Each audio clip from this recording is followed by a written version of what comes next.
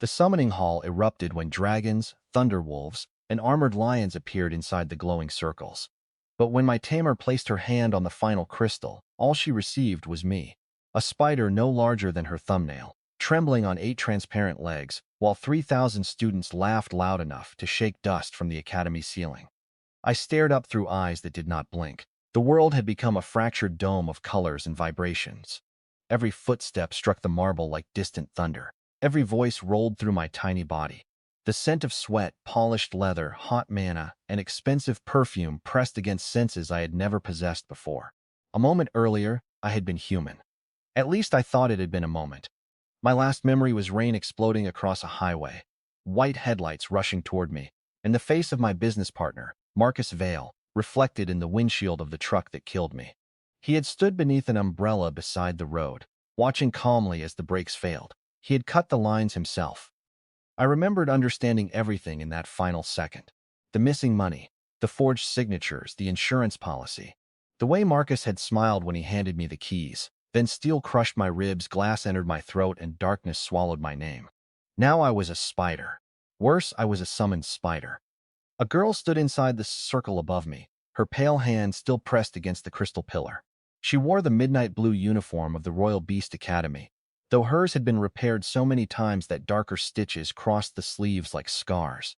Her hair was black, straight, and tied behind her neck with a faded strip of cloth. She could not have been older than 17.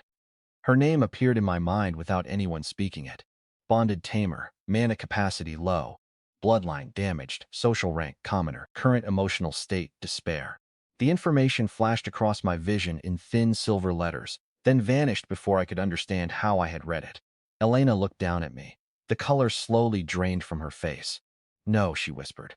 A golden beast circled the student beside her. It resembled a lion built from burning metal, with a mane of blue flame and claws that carved smoking lines into the floor. Its summoner, a broad-shouldered young man with perfect blonde hair, leaned back and laughed. "That is your contracted beast?" His voice carried easily through the hall. The students surrounding him joined in. "A spider. Not even a venom spider. I have seen larger insects in the dormitory kitchen. Someone should step on it before it infects the academy." The blonde student crouched near the edge of Elena's summoning circle. A silver badge shaped like a crown rested over his heart. Cassian Drake, son of Duke Alaric Royal. Bonded beast, azure flame lion. Probability of attempting to kill me within the next minute extremely high. The strange information returned, cold and precise. I tried to move backward. My legs tangled beneath me. That earned another wave of laughter. Cassian extended one polished boot over the circle. "Allow me to correct your mistake, Voss." Elena moved before he could lower it. She dropped to her knees and cupped both hands around me. Her palms were warm. They shook so badly that I could feel each tremor through my abdomen. "You cannot kill another student's bonded beast," she said. Cassian smiled. "That thing is not a beast." His lion lowered its massive head beside him. Blue fire rolled between its teeth. "It is prey." The word struck something inside me. Not fear, rage. In my old life, Marcus had called me the same thing. He had said it during our final argument, 3 days before my death. I had accused him of stealing from the company, and he had laughed while pouring himself a drink in my office. "You built the machine," he had told me. "But men like you always forget the truth. And there is prey. You were simply useful prey." I had hesitated. I had trusted the law. I had trusted contracts. I had trusted the friend I had known since college. Then he murdered me. Now another arrogant face looked down at me with the same certainty. Something sharp unfolded inside my tiny body. I raised my front legs. It was a ridiculous gesture. I weighed less than a copper coin. Cassian could have ended my second life by shifting his heel. But I faced him anyway. The laughter thinned. Cassian's eyebrows lifted. Elena stared into her hands.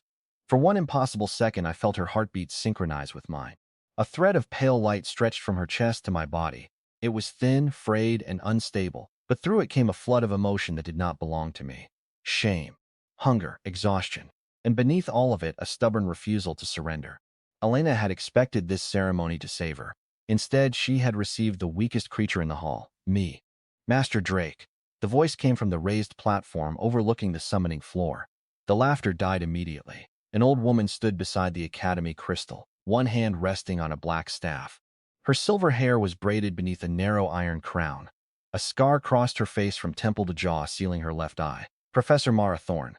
Head of Beast Appraisal. Former commander of the Northern Legion. Confirmed kills, more than 6,000. Cassian withdrew his boot. I was only joking, Professor. You were only revealing your upbringing. Several students lowered their heads to hide smiles. Professor Thorne descended the steps. The end of her staff struck the marble with each pace. She stopped beside Elena, placed the creature on the appraisal stone. Elena's fingers tightened around me.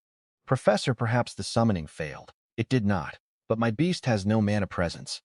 Then the appraisal will confirm it. Cassian folded his arms. This should be entertaining. Elena carried me toward a waist-high slab of white crystal. Every step sent enormous movements through my world. Her breathing was shallow. Her jaw remained clenched. When she placed me on the stone, cold mana flowed upward through my legs. The slab lit. A column of pale light surrounded me. Letters formed above the crystal. Species, common glass spider. Growth rank, unclassified. Combat potential, negligible. Known abilities, silk thread, bloodline, none. Evolution path, none. The hall remained silent for half a breath. Then it exploded. Cassian laughed hardest. Negligible. The crystal is being generous. A red-haired girl beside him covered her mouth with a jeweled glove. Even servant families use glass spiders to clean flies from storage rooms. Someone near the back shouted, "Perhaps Voss can rent herself to the kitchens." More laughter. Elena did not move. That hurt more than if she had cried. Through the bond, I felt each insult entering her like a needle. None of them were new. She had heard versions of them since the day she entered the academy. Commoner. Charity student. Broken bloodline, fatherless gutter mage. She had survived because this ceremony offered one chance to change everything. A strong, bonded beast could raise a Tamer's status overnight. Guilds competed for students with rare summons. Noble houses offered contracts. Military commanders erased family debts. Elena had not dreamed of a dragon. She had only needed something strong enough to keep her enrolled. Instead, she had gotten me. Professor Thorne studied the words above the stone. Her expression revealed nothing. "Your contract is complete," she said. "Remove your beast." Elena swallowed. "Professor, may I attempt the summoning again?" "No, I can pay the crystal fee later. No tamer receives a second soul bond." Elena's voice cracked. "Then I will be expelled." The hall quieted. Professor Thorne looked at her for a long moment. The academy minimum requires a bonded beast capable of surviving the first field examination. Her gaze dropped to me. "This creature will not." Cassian's lion released a rumbling growl, as if agreeing. Elena lifted me from the stone. "What happens now?" "You have 7 days before the examination. If your beast cannot defeat a basic mana creature, your scholarship will be revoked." Elena's face became still. "And my dormitory access ends with your enrollment." The bond carried her answer before she spoke. She had nowhere else to go. "I may be able to help." Elena's hand closed protectively around me. "What do you want?" "A reasonable arrangement. Become my personal attendant. You may remain at the academy under House Drake's sponsorship." The red-haired girl beside him smiled without warmth. Cassian continued. "You prepare my equipment and obey when spoken to. In return, I will ensure you are fed." Elena's shame turned hot. He leaned nearer. "And when that insect dies during the examination, I might purchase you a replacement pet. Something decorative." I felt her pulse accelerate. She wanted to strike him. She also had not eaten since the previous morning. That knowledge entered me through the bond with brutal clarity. She had sold her final meal token to buy polishing oil for the summoning focus, because the academy deducted points for poorly maintained equipment. Cassian saw her hesitation and smiled wider. Predators always recognized hunger. I crawled from the center of Elena's palm onto her index finger. Then I turned toward Cassian and raised my abdomen. A strand of silk shot from me. It traveled less than the length of a hand before falling uselessly to the floor. The hall went silent. Cassian stared at the thread attached to his boot. The red-haired girl made a choking sound. Then the laughter became deafening. Cassian's face darkened. "You filthy little thing." His lion moved. One paw came down with enough force to shatter the marble. Elena twisted away. The impact missed her hand by inches. Cracks raced across the floor. Heat scorched the side of her uniform, and the shock threw her backward. She hit the stone hard. I flew from her fingers. For an instant, I was weightless. Then the floor struck me. Pain consumed every part of my body. Several legs bent beneath me. Something ruptured in my abdomen. My vision fractured into spinning shards of blue fire and white marble. The lion's paw rose again. This time it would not miss. I could not run. I could not breathe. Yet as the shadow fell over me, I felt a strange calm. So this was how my second life ended. Not with rain and steel. With laughter, a common spider crushed beneath the pet of a noble boy. who would forget me before dinner. No. The word did not come from my mouth. I had no human voice. It came from somewhere deeper. I had died once because I accepted the role another man gave me. I had watched the danger approaching and still believed someone else would stop it. That mistake belonged to the dead man on the highway. It would not belong to me. The lion's paw descended, a black staff struck it aside. The impact sounded like a cannon. The azure flame lion crashed through two empty summoning circles and slammed into a pillar. Blue fire scattered across the hall. Students screamed and backed away. Professor Thorne stood over me, her single open eye fixed on Cassian. "Attack another bonded beast again," she said, "and I will send yours back to the spirit wilds without its head." Cassian's mouth opened. No words came out. Professor Thorne turned to Elena. "Take your spider and leave." Elena crawled across the cracked marble and lifted me with both hands. Her lower lip was bleeding. One sleeve had burned away near the shoulder. She held me so carefully that the gentleness hurt worse than the impact. "I am sorry," she whispered, not to Cassian. To me, the bond trembled. She believed this was her fault. She believed she had dragged me into a world where I could only die. I tried to move one leg. It twitched. Relief flashed through her so strongly that it warmed my entire body. "You are alive." "Barely." Professor Thorne's gaze followed us as Elena walked toward the doors. Behind us, Cassian's voice turned sharp. "You will fail in 7 days, Voss. When you crawl back, my offer will be less generous." Elena stopped. For several seconds, she said nothing. Then she looked over her shoulder. "I would rather sleep in the gutter." Cassian smiled. "That can be arranged." Elena carried me out of the hall. The academy corridors were built for giants. Every arch towered above us. Sunlight poured through colored windows depicting legendary tamers riding ancient beasts into battle. A storm phoenix stretched across one panel. A sea serpent coiled around another. Beneath them, generations of students hurried past with companions that made the floor shake. A black bear covered in stone armor. A silver hawk with 3 pairs of wings. A serpent floating inside a sphere of water. No one looked twice at Elena. Those who did saw me and laughed. She kept walking. The bond slowly gave me pieces of her memory. Her father had been a beast hunter named Darius Voss.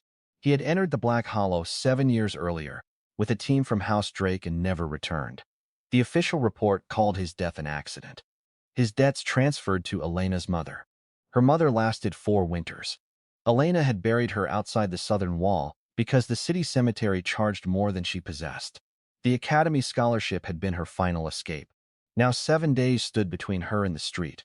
She entered a narrow stairwell and descended below the main dormitories. The air became colder. Damp stone replaced polished marble. At the bottom waited a corridor lined with warped wooden doors. Her room was the last one. Inside stood a narrow bed, a desk missing one, a wash basin, and a cracked window stuffed with cloth. A single academy coat hung from a nail. Elena placed me on the desk. My damaged legs folded.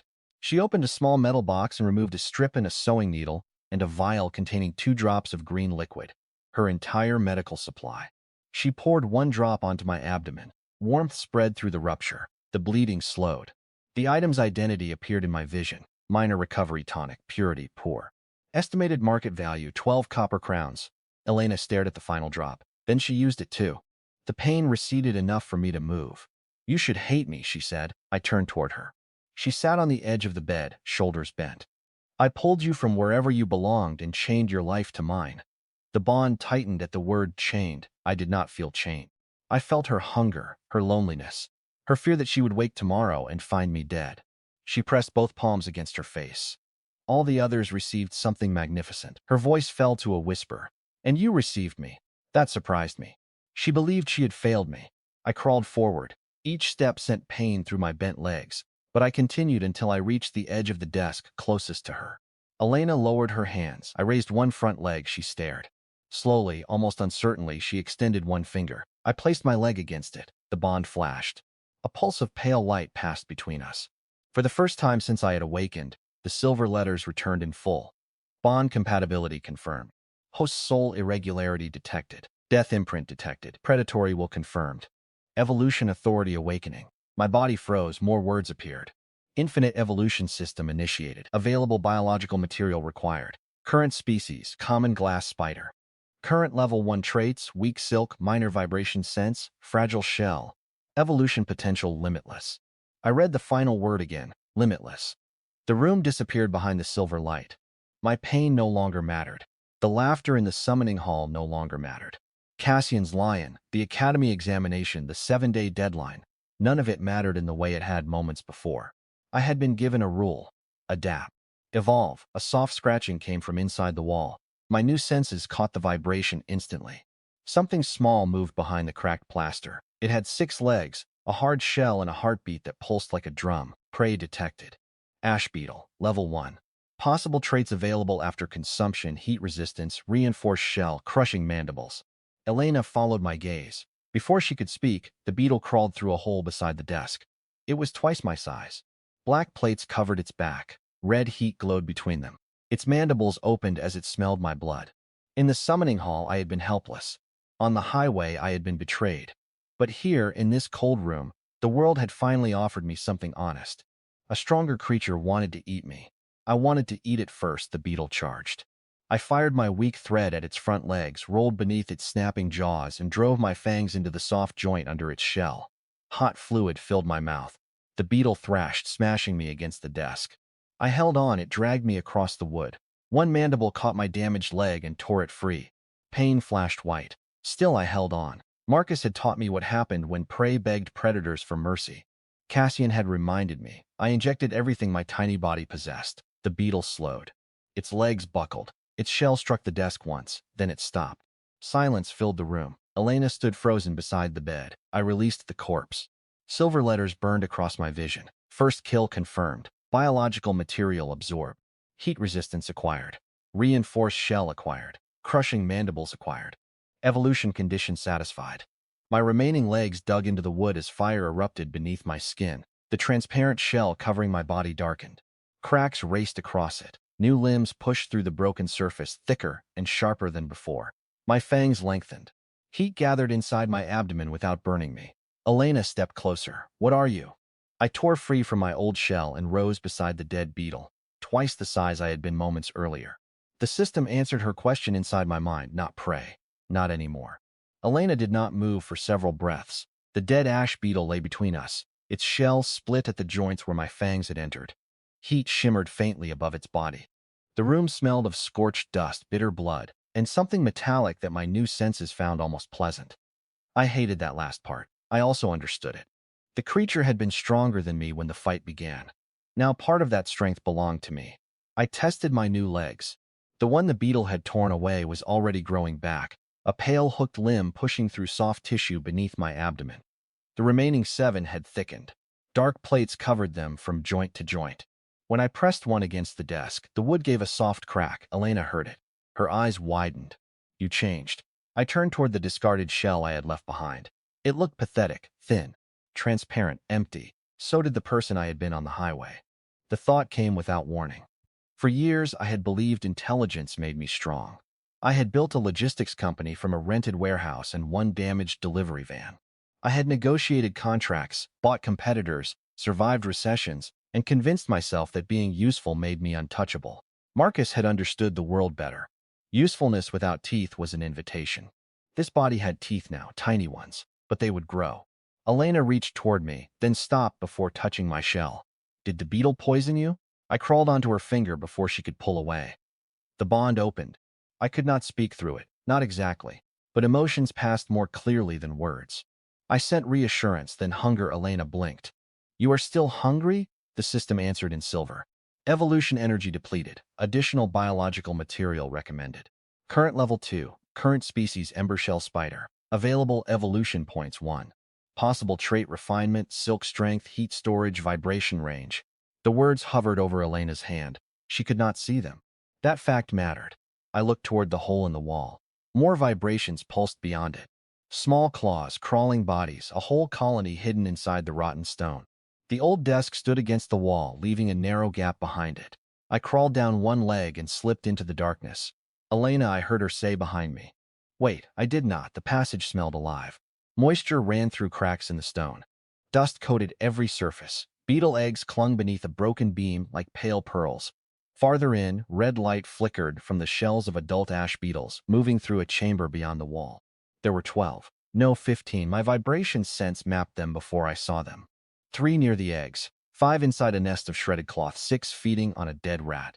One larger body remained near the center. The system marked it. Ash Beetle Queen. Level 4. Traits available. Heat resistance, reinforced shell, crushing mandibles, thermal blood brood command. Threat assessment, fatal in direct combat. I stayed still in my old life. Direct confrontation had been my weakness. Marcus stole slowly. He altered invoices by small amounts, moved money through vendors I trusted, and made every theft look like an error too minor to investigate. By the time I confronted him, he had already bought the loyalty of 2 board members and the silence of my accountant. He never fought me where I was strongest. I would not fight the queen where she was strongest either. The chamber had 3 entrances. One led deeper into the wall. One opened beneath the floorboards.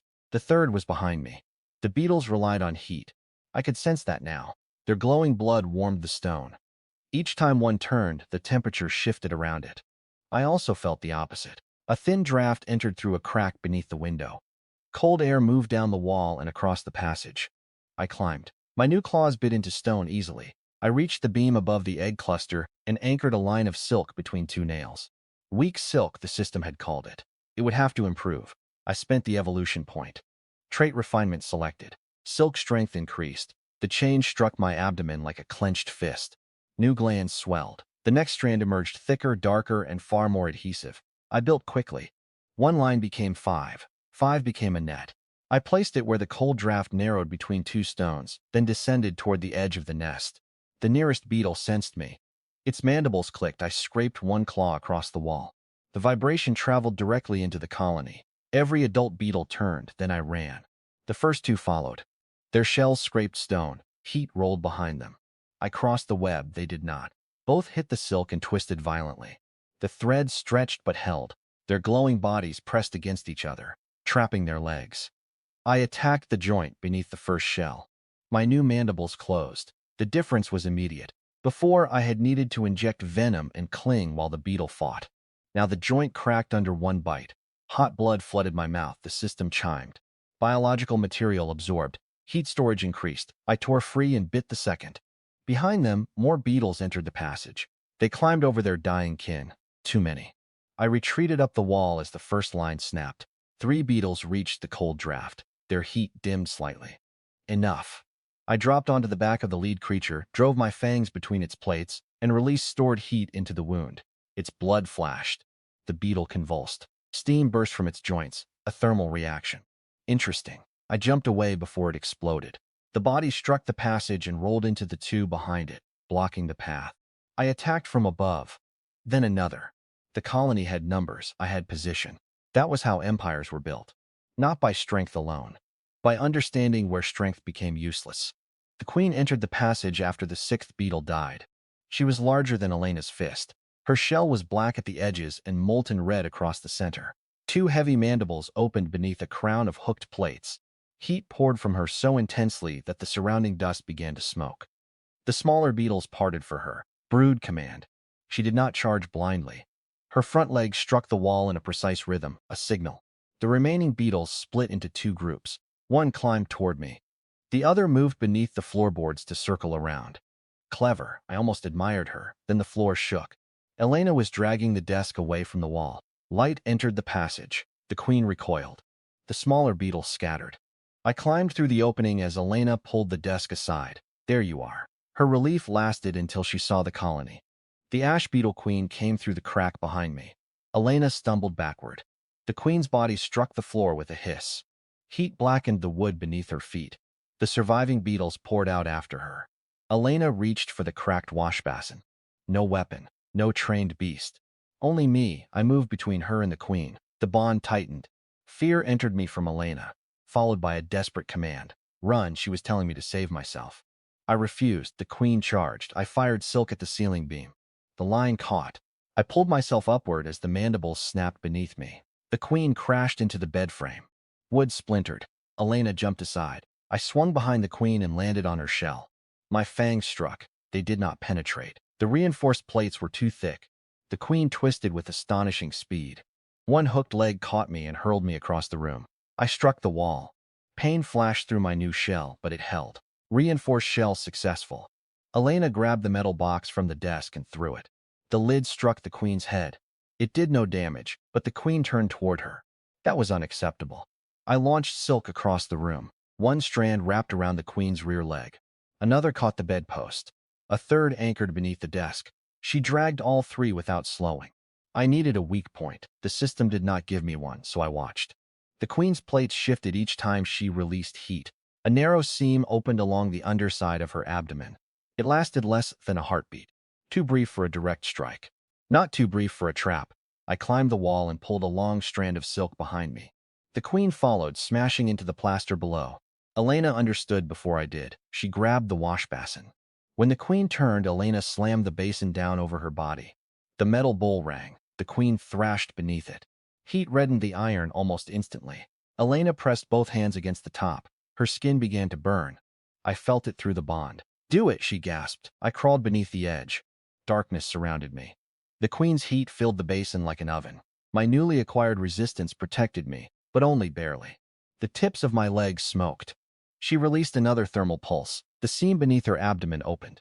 I drove both fangs inside. The queen screamed through her entire body. The vibration nearly threw me free. I released every unit of stored heat into her blood. Nothing happened. For one terrible second, I thought I had failed. Then the system flashed. Thermal blood detected. Overload threshold exceeded. The queen's body expanded. I tore my fangs free and ran. The explosion lifted the basin from the floor. Elena fell backward. Molten blood sprayed across the underside of the metal. The queen collapsed, legs curling inward. The surviving beetles froze. The bond between queen and colony broke. Some fled into the wall. Others remained motionless. I stood beside the queen's body. The silver letters came in a flood. Elite prey defeated. Experience level increased. Level increased. Brood command acquired. Thermal blood acquired. Reinforced shell strengthened. Crushing mandible strengthened. Evolution condition partially satisfied. New species route available after additional consumption. The smaller beetles lowered their bodies, not in death. Submission, brood command responded instinctively. I felt each of them through a faint network of vibration. 8 living creatures waited for direction. My first army, small, perfect. Elena sat against the bed, breathing hard. Red burns covered her palms. I crawled toward her. She laughed once. It was not amusement. It was disbelief escaping through exhaustion. "You won." I touched one burned palm with my front leg. The skin was already blistering. The system analyzed it. Minor thermal injury. No direct healing trait available. Heat transfer possible. I climbed onto her hand and absorbed what warmth I could. It was not much. The pain remained. But Elena felt the attempt through the bond.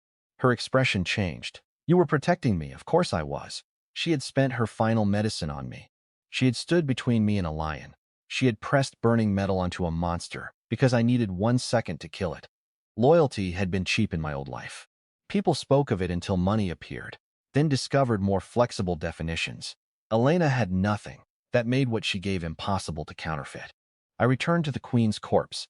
Consumption took time. I began with the softer tissue beneath the abdomen. Elena looked away for the first several bites. Then hunger made her look back. Not hunger for the body. Hunger for possibility. My shell thickened as I ate. Red lines appeared beneath the black plates. The damaged leg finished regrowing. New hairs spread across my limbs, each sensitive to the smallest movement in the room. The queen's thermal gland dissolved inside me like liquid fire. Evolution energy rose, 60%, 80%. The corpse collapsed inward, 97%. Insufficient material. I turned to the submitted beetles. They trembled through the brood link. I could eat them. The system made that clear. Their traits would complete my evolution. I had no sentimental attachment to insects that had tried to kill me. Still, destroying useful assets for immediate growth was the kind of decision Marcus made. He had drained the company because he wanted wealth now. He never understood that a functioning system produced more than a corpse. I issued my first command. Hunt. The beetles scattered through the wall. Elena watched them disappear. "You can control them?" I raised one leg. She stared at me for a moment. Then she smiled. It was small and uncertain, as though her face had forgotten the movement. "We may not be expelled after all."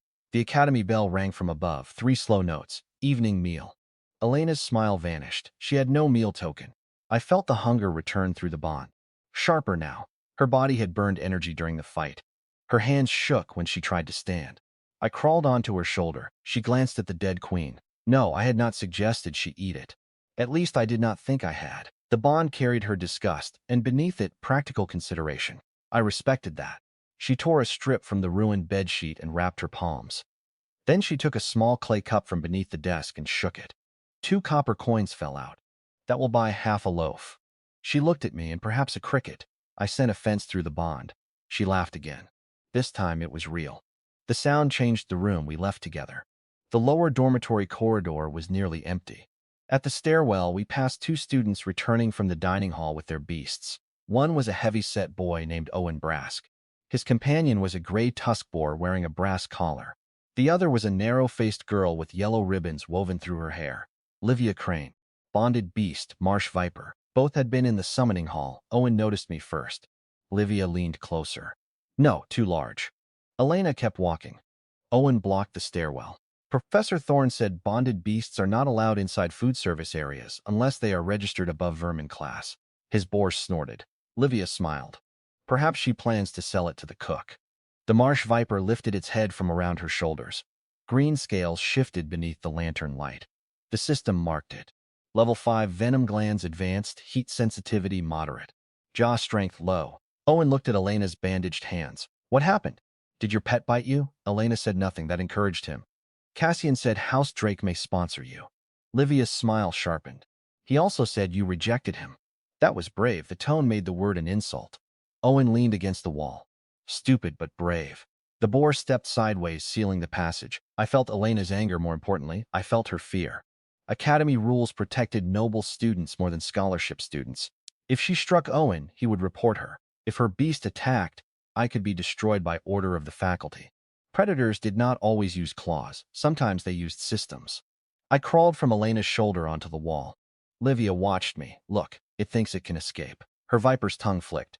The snake smelled me. I kept moving. Owen grabbed the clay cup from Elena's hand. The 2 copper coins rattled inside. I'll give it back, Elena said. Why? You cannot buy a meal with this, I said. Give it back.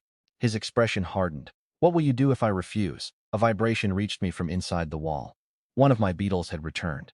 Then another. Then 5 more. Through the broodlink came images without sight. A warm pipe, a storage chamber. Rats, a larger presence beneath the floor. I issued a command. Wait, Owen tipped the cup. 1 coin fell into his palm. Perhaps I will keep this as payment for blocking the smell of your room. Livia laughed. Elena's body went rigid. I fired a strand of silk. It wrapped around the coin. Owen stared as it flew from his fingers. I pulled it toward the wall. The coin struck the stone and dropped beside me. His face changed. That spider stole from me. It was mine, Elena said. Owen pointed at me. Boar, crush it. The gray tusk boar lowered its head. The corridor became very quiet. Elena stepped forward. No, the boar charged. I did not run away. I ran up. Its tusk struck the wall beneath me. Stone cracked. I dropped onto its head, crawled between its ears, and bit the soft skin behind the brass collar. The boar screamed. I did not inject enough heat to kill it, only enough to hurt. It bucked wildly, slamming Owen into the opposite wall. Livia shouted. Her marsh viper launched from her shoulders. I jumped from the boar and fired silk across the corridor. The snake hit the strand midair. Its body twisted, but the adhesive held around its jaws. It struck the floor, unable to bite. I landed beside its head. 1 fang rested against the scale above its eye. Livia went pale. Call it off. Elena stared at me. The bond filled with a dangerous kind of silence. I could kill the viper. Its venom would make me stronger. Its flesh might complete my evolution. The system offered the possibility in bright silver letters. Advanced venom available. Evolution threshold achievable. Livia had laughed when Cassian tried to crush me. Owen had ordered my death over a copper coin. No one in the corridor would mourn a dead snake for long, but they would punish Elena. That mattered more than hunger. I withdrew my fang. Then I bit through the viper's brass identification tag instead. The metal snapped. Livia gasped. I released the silk from its jaws. The snake fled back to her so quickly that it struck her chest. Owen slid down the wall, clutching his ribs. His boar had stopped screaming, but smoke rose from the skin beneath its collar.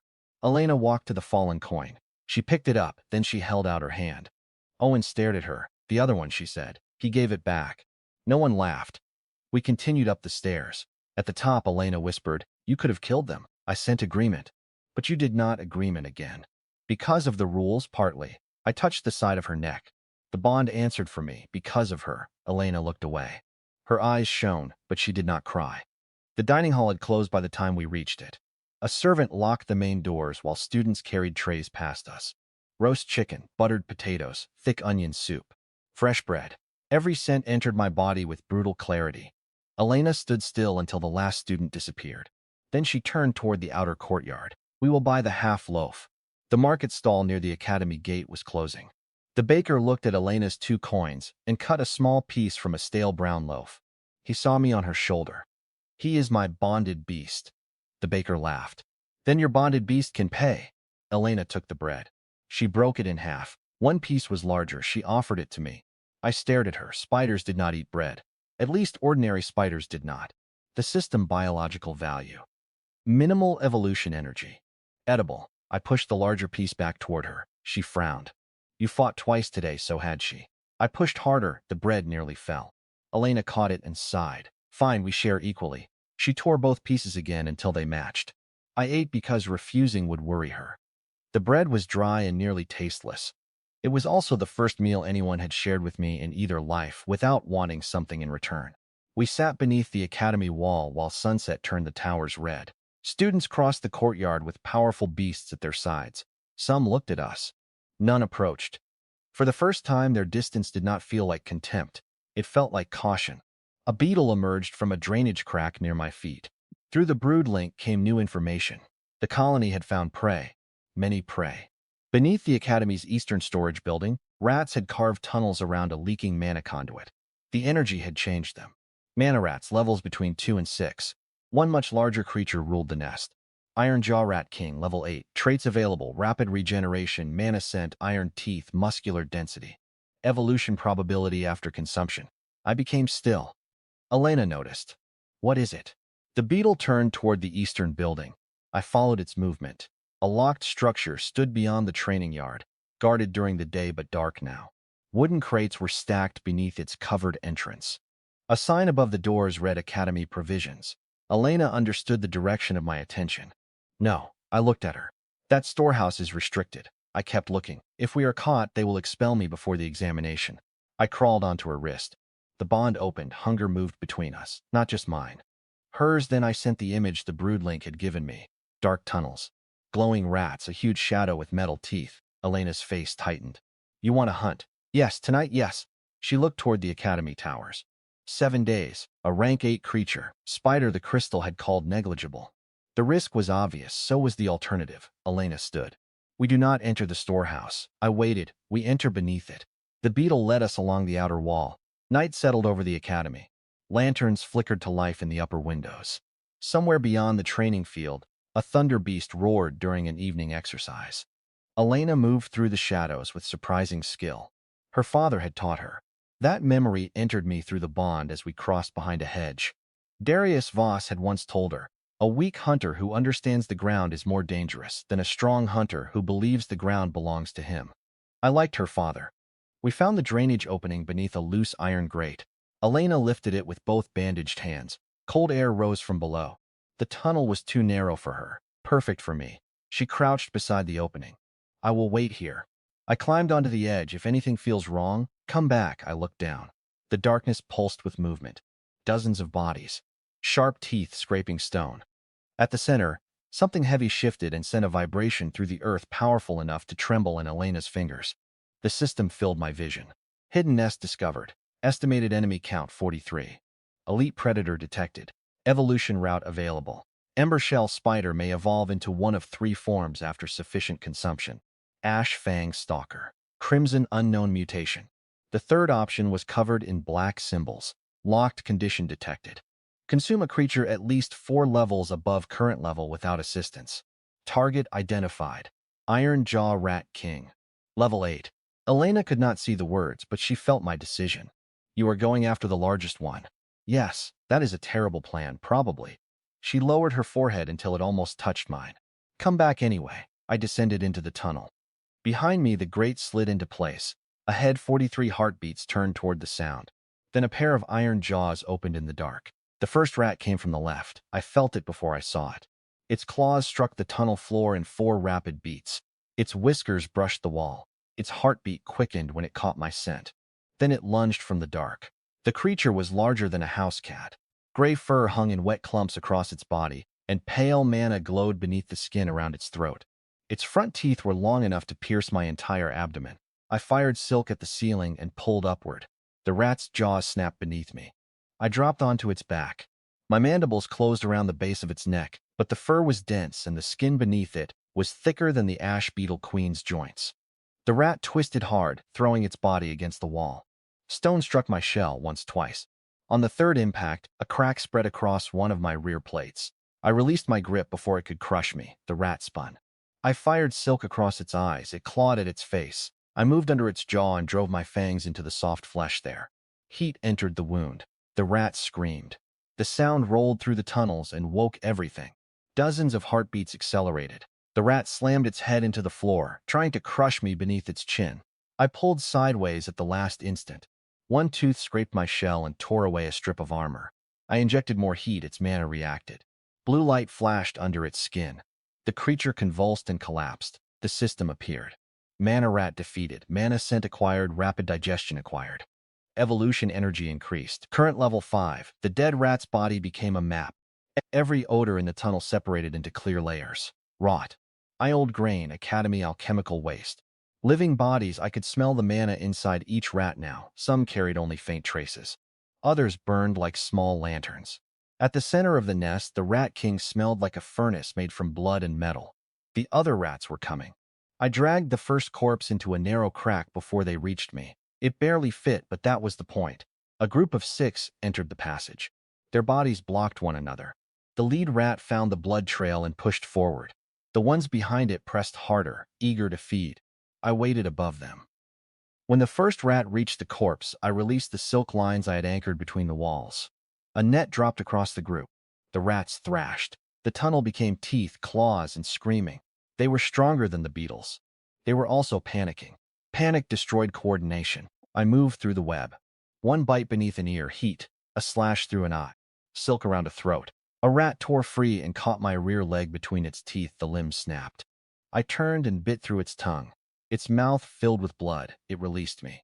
I crawled across its face and drove my fangs into the glowing gland beneath its throat. The mana inside it ruptured. The blast killed 2 rats beside it. The tunnel filled with blue fire. My heat resistance held. Their fur did not. When the flames faded, 5 bodies lay tangled in the silk. The 6th fled. I let it. Brood predators learned through survivors. The rat would carry the scent of my blood back to the nest. It would also carry fear. Both were useful. I consumed quickly. Rapid digestion changed everything. Flesh that should have taken hours dissolved within minutes. Heat, muscle, and mana moved through my body. My broken leg began to regrow before I finished the second corpse. The system continued. Muscular density acquired. Mana storage increased. Mana scent strengthened. Level increased. Current level 6. Evolution energy complete. Evolution available. Ash Fang Stalker. Crimson Brood Tyrant. Unknown mutation remains locked. Condition incomplete. Defeat the Iron Jaw Rat King without external assistance. I dismissed the choice. Not yet. The known paths were tempting. The Ash Fang Stalker emphasized speed, venom, and concealment. The Crimson Brood Tyrant strengthened command, armor, and reproduction. Both were powerful. Neither felt like mine. I had not survived 2 deaths to follow a path someone else had already named. I moved deeper. The tunnels widened beneath the storehouse. Roots pushed through the ceiling. Broken planks revealed thin seams of lantern light from the building above. Grain dust drifted through the cracks like golden snow. Below it, the nest spread through an old foundation chamber. Hundreds of bones covered the ground. Some belonged to rats, some did not. A rusted academy badge lay near a human finger bone. The system identified the remains. Missing maintenance worker. Estimated time of death, 8 months ago. The academy knew rats lived beneath its storehouse. It did not know what they had become. Or someone knew and had chosen not to care. A vibration traveled through the chamber. Every rat stopped moving.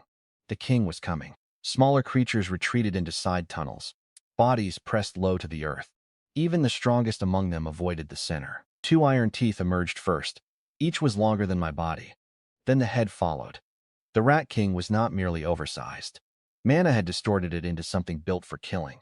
Black metal covered its jaw from the gums to the cheekbones. One eye was missing, replaced by a lump of scar tissue. Its shoulders scraped both sides of the tunnel as it entered. The Iron Jaw Rat King. Level 8. Current condition, injured. Old wound detected beneath left ribs. Temperament, territorial. Intelligence, elevated. It sniffed the air. Then it looked directly at me. Not toward me, at me. The smaller rats had sensed prey. The king recognized a rival. It opened its mouth. The iron jaw slammed shut. The sound struck the chamber like a hammer. Every loose bone jumped. I spread my legs. The rat king advanced slowly. It had fought before. The scar over its eye proved that. The wound beneath its ribs changed the way it moved. Its right side carried more weight. Its left rear leg touched down half a beat late. Weakness, but not enough. I could not pierce the metal jaw. Its fur was thicker than the others. Its muscular density surpassed mine. The old wound was protected by its foreleg. A direct fight would end quickly. The king charged. I ran. Its jaws closed behind me and shattered a stone block. Fragments cut across my abdomen. I climbed the wall. The king reared and struck with one front paw. Its claws tore through the stone where I had been. I fired silk into its face. It turned its head before the strand reached its good eye. The thread caught one metal tooth. The king bit down. My silk snapped. It learned quickly. I moved toward the chamber center. The king followed. Above us, sacks of grain rested on old wooden supports. Mana leakage had soaked into the beams, making the wood brittle in some places and unnaturally hard in others. I could smell both. The king lunged again. I waited longer this time. Its jaw opened. Metal filled my vision. I released stored heat into the floor and jumped. The stone beneath the king's front feet cracked. One paw sank into the weakened surface. Its charge stumbled. I landed on its shoulder. My fangs struck the old wound beneath the left ribs. The scar tissue resisted. I bit again. Blood touched my mouth. The king roared. Its body slammed sideways. I was crushed between fur and stone. My shell cracked along 3 plates. Air left me. The king scraped its body against the wall. I fell. One iron tooth came down. I rolled, but not far enough. The edge caught my abdomen. Pain erased the chamber. I flew across the ground and struck a pile of bones. My legs would not answer. The system flashed warnings: severe shell damage, internal rupture detected. Movement capacity reduced. Death probability rising. The king limped toward me. Blood ran from the wound I had opened, but not enough. I had hurt it. It would kill me anyway. Through the bond, Elena's fear struck like lightning. She could feel my pain. Above and outside the tunnel, she moved toward the grate. No, the thought left me with such force that the bond recoiled. She stopped. The locked evolution condition was clear. Without external assistance, if Elena entered, the unknown path would close. More importantly, the Rat King would kill her. I forced one leg to move, then another. The king approached. Its good eye held no arrogance, only hunger. That made it more dangerous than Cassian. It did not underestimate me. I crawled backward across the bones. The king's iron jaw opened. My damaged abdomen dragged against the ground. A broken rib cage lay beneath me. Human, the maintenance worker. Beside the bones rested a rusted oil lantern. The glass had shattered, but a dark residue remained inside. Lamp oil. Above us, grain dust drifted through the air. A memory returned from my old warehouse. One of our insurance inspectors had warned me about suspended flour particles. He had called them more dangerous than gasoline in an enclosed space. Dust did not look like fuel. That was why people died. The king stepped closer.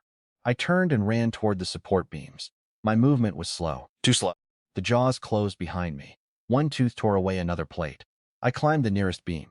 The king rose onto its hind legs and followed, claws biting into the wood. I reached the lantern, silk wrapped around its handle. The king snapped at me. I swung aside. Its jaw struck the support beam. The wood cracked. Above us, one grain sack shifted. A pale cloud poured through a seam. More dust filled the chamber. The king climbed higher. I dragged the lantern up the beam.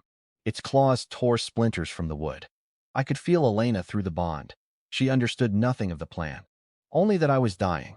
Her fingers closed around the grate above. I sent one command. Trust me. The bond went still. The king reached me. I bit through the lantern's corroded base. Oil spilled across the beam and the rat's face. The king recoiled from the smell. I fired silk around its metal jaw and anchored the strands to the cracked support. It tore the first line, then the second. The third held for half a heartbeat. That was enough. I released every unit of heat remaining in my body. The oil ignited. Flame raced along the beam. The grain dust caught. The chamber turned white. The explosion lifted the Rat King from the ground. The support beam shattered. Grain sacks fell through the floor above. The king crashed beneath them as fire rolled across the chamber ceiling. I hit the far wall. My damaged shell split. For several seconds I saw nothing. Then vibration returned. Faint, broken. The king was still alive. Of course it was. A creature like that did not die because the world became inconvenient. It crawled from beneath the burning grain. Half its fur was gone. The metal around its jaw glowed red. One front leg bent sideways, but its good eye remained fixed on me. I had removed its speed. Its armor remained. I had removed its balance. Its teeth and its pain. It gave me rage. The king charged through the fire. I could not dodge, so I moved forward. Every instinct screamed against it. Prey fled the mouth. Predators entered it only once. I fired silk at the upper metal tooth and pulled myself into the opening jaw. The king bit down. I shifted beneath the tongue. The iron teeth struck each other. The impact shook its skull. Inside the mouth, no armor protected it. My fangs pierced the base of the tongue. The king thrashed. I injected heat. It slammed its head against the floor. My shell broke further. I held on. It bit again. One tooth crushed two of my legs. I held on. The thermal blood I had inherited from the beetle queen ignited inside my body. Heat flooded my fangs. The king's tongue blackened. Its throat swelled. It tried to swallow me. I crawled deeper. My mandibles tore through soft tissue. Blood filled the mouth. I reached the mana gland beneath its jaw.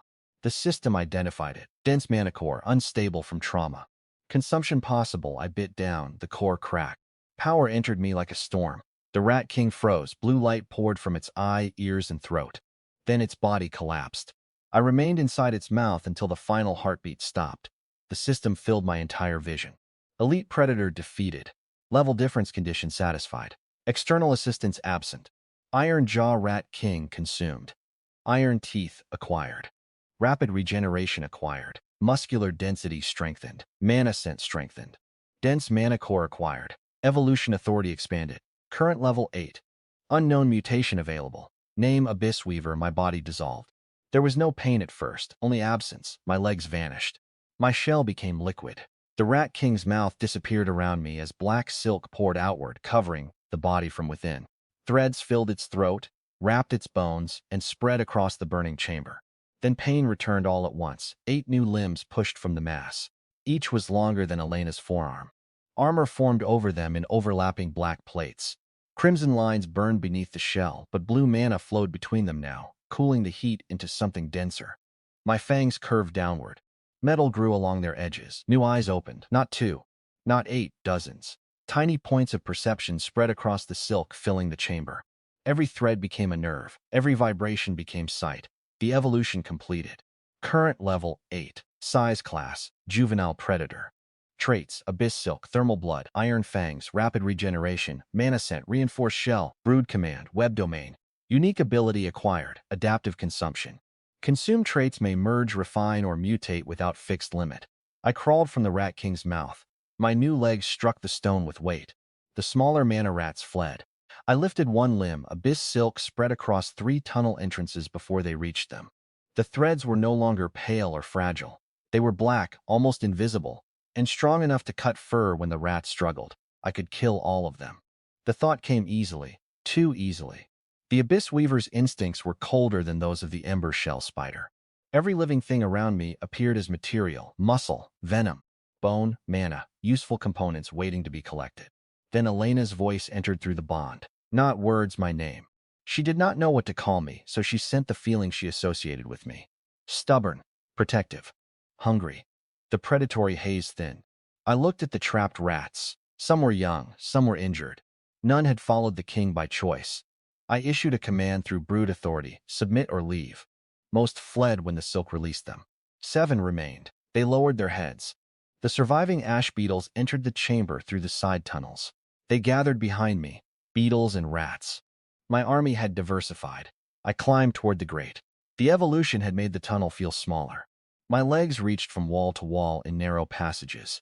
Each movement carried strength I had not possessed before. When I reached the opening, Elena pulled the grate aside. Her face was pale. Blood had soaked through the cloth around her burned palms. Then she saw me. She fell backward. I stopped halfway out of the drain. The reaction hurt more than the rat king's teeth. Of course she was afraid. The spider she had summoned could sit on her fingertip. The creature emerging now was wider than her shoulders. Black armor covered my body. Crimson light pulsed beneath the plates. 2 iron-edged fangs rested beneath a cluster of dark eyes. I looked like something that belonged in a nightmare. Elena's fear passed through the bond. Then another emotion followed. Recognition. She moved closer. You came back. I lowered my body. Slowly she placed one bandaged hand against my head. The touch was careful. Not because she feared I would bite, because she knew I was injured. Relief flooded both of us. You became enormous, she whispered. I sent agreement and terrifying agreement. Her mouth trembled. Then she wrapped both arms around the front of my body. The bond opened completely. For a moment, I felt the world through her. Cold night air, palms, an empty stomach. My hard shell against her cheek, safety. No one had ever felt safe because I existed. Not in my old life. I had employed hundreds of people. I had signed paychecks, approved insurance plans, and given speeches about responsibility. But I had always remained distant, useful, respected, replaceable. Elena held a monster in the dark, as though I were the only thing keeping her from falling apart. I understood then that the contract between us was not a chain. It was a choice we would make repeatedly. I returned the embrace as carefully as 8 armored legs allowed. A bell rang from the academy tower. One sharp note, then alarm. Lanterns ignited around the eastern storehouse. Voices rose beyond the training yard. Elena released me. The explosion. Guards appeared around the building. Their bonded hounds sniffed the air. A faculty mage raised a staff, and blue light spread across the ground. We had seconds. The drainage tunnel remained open behind us. But my new body could no longer fit through the narrow outer channel Elena had used. The training yard stretched to our left. The dormitories stood beyond it. Between us and safety, lanterns multiplied. Elena looked at me.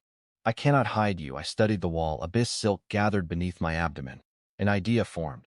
I fired a line toward the roof of the nearest building. The strand crossed more than 40 feet and anchored beneath the eaves. Elena stared upward. No, I lowered 2 legs around her waist. Her fear surged. I said no. The guards turned the corner. One pointed toward us. There I pulled. The silk contracted.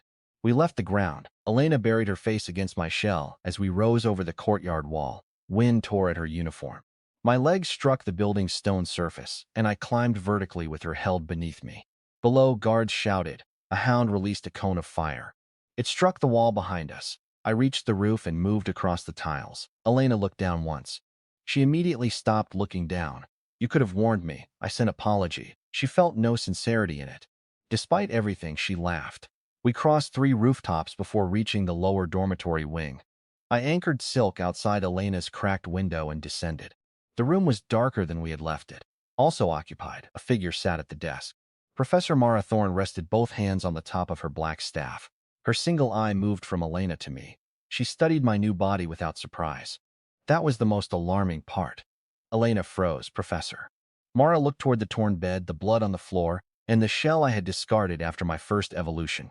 Then she looked at the ash beetles gathered outside the window. You entered the restricted provisions tunnels, she said. Elena opened her mouth. Mara raised one finger. Do not insult me with a poor lie. Silence filled the room. The professor stood. Her staff struck the floor. A barrier formed over the walls and door, sealing sound inside. Elena's fear sharpened. Will you expel me? That depends. On what? Mara approached me. Every instinct in my body warned that she was stronger than the Rat King by a scale I could not measure. The system attempted an appraisal. Professor Mara Thorne, level unknown, bonded beast concealed. Threat assessment failed. Predatory response recommended, do not engage. Mara stopped within reach of my fangs. You were a common glass spider this afternoon, she said. I remained still. You became an ember shell variant before sunset. Her eye narrowed. And now you carry the scent of an Iron Jaw King's mana core. Elena stepped between us. He protected me. Mara looked at her. You misunderstand. I am not concerned that he is dangerous. Her gaze returned to me. I am concerned that someone will discover how dangerous he can become. The words changed the room. Elena lowered her voice. What do you mean? Professor Thorne walked to the window and closed it. 300 years ago, the Empire recorded a beast with unrestricted adaptive evolution. It began as a cave parasite. Within 2 years, it had consumed enough bloodlines to destroy 4 kingdoms. Elena looked at me. The bond carried a question. Would I become that? I answered with the only truth I had. I did not know, Mara continued. The creature was called the Hollow Emperor. Every noble archive claims it was destroyed. Was it? No. The professor's voice became quieter. It vanished. She removed a thin metal disc from inside her coat and placed it on the desk. A symbol had been carved into the surface, a spider inside a broken crown. My system reacted. Unknown authority detected. Evolution seal fragment recognized. Connection to hidden mutation path probable. Mara saw my body tense. So you recognize? I looked between us. What is that? A reason your father died. The room went still. Elena's face emptied. My father died in the Black Hollow. That is what House Drake reported. Mara's scarred eye hardened. Darius Voss entered the hollow because he discovered this symbol in a sealed imperial room. Duke Alaric Drake wanted what lay beneath it. Elena's voice became almost inaudible. Cassian's father. Yes, you knew? I knew Darius believed House Drake was hunting an evolution relic. I did not know they would murder their own expedition. The bond filled with Elena's pain. It was not loud, that made it worse. For 7 years, she had carried a death described as an accident. She had imagined monsters, collapsing tunnels, and bad luck. Now the face of the enemy had a name. Mara pushed the disc toward us. House Drake will inspect the storehouse damage by morning. They will find traces of transformed silk. If they connect that silk to your summoned beast, you will not survive until the field examination. Elena stared at the symbol. What do we do? Professor Thorne looked at me. Tomorrow you will present this creature for official reappraisal. Elena's eyes widened. That would expose him. Not if the appraisal shows what I tell it to show. Mara removed a narrow crystal needle from her sleeve. A minor venom spider level 2. One unstable evolution caused by contaminated feed. Elena understood. You can alter the Academy crystal. I can persuade it to be less precise. Why help us? Mara's expression did not soften. Because I owed your father a life. She looked at me again. And because the creature bonded to you may be the only thing in this empire House Drake truly fears. Outside, boots pounded through the corridor. Someone stopped before Elena's door. A fist struck the wood. Academy security. Open immediately. Mara closed her hand around the metal disc. The barrier vanished. Before Elena could move, the door flew inward. 3 guards entered. Behind them stood Cassian Drake. His azure flame lion filled the corridor with blue fire. Cassian saw me. The smile left his face. For the first time since the summoning hall, he did not look amused. He looked afraid. Then his father's symbol began to burn beneath my vision. Cassian's azure flame lion lowered its head and growled. Blue fire rolled across the corridor ceiling. The guards behind him carried academy spears etched with binding runes, but none of them looked at Elena. Every pair of eyes remained fixed on me. My new body filled most of the room between the bed and the desk. Black armor reflected the lion's flames. Crimson lines pulsed beneath my shell, and abyss silk gathered in slow drops beneath my abdomen.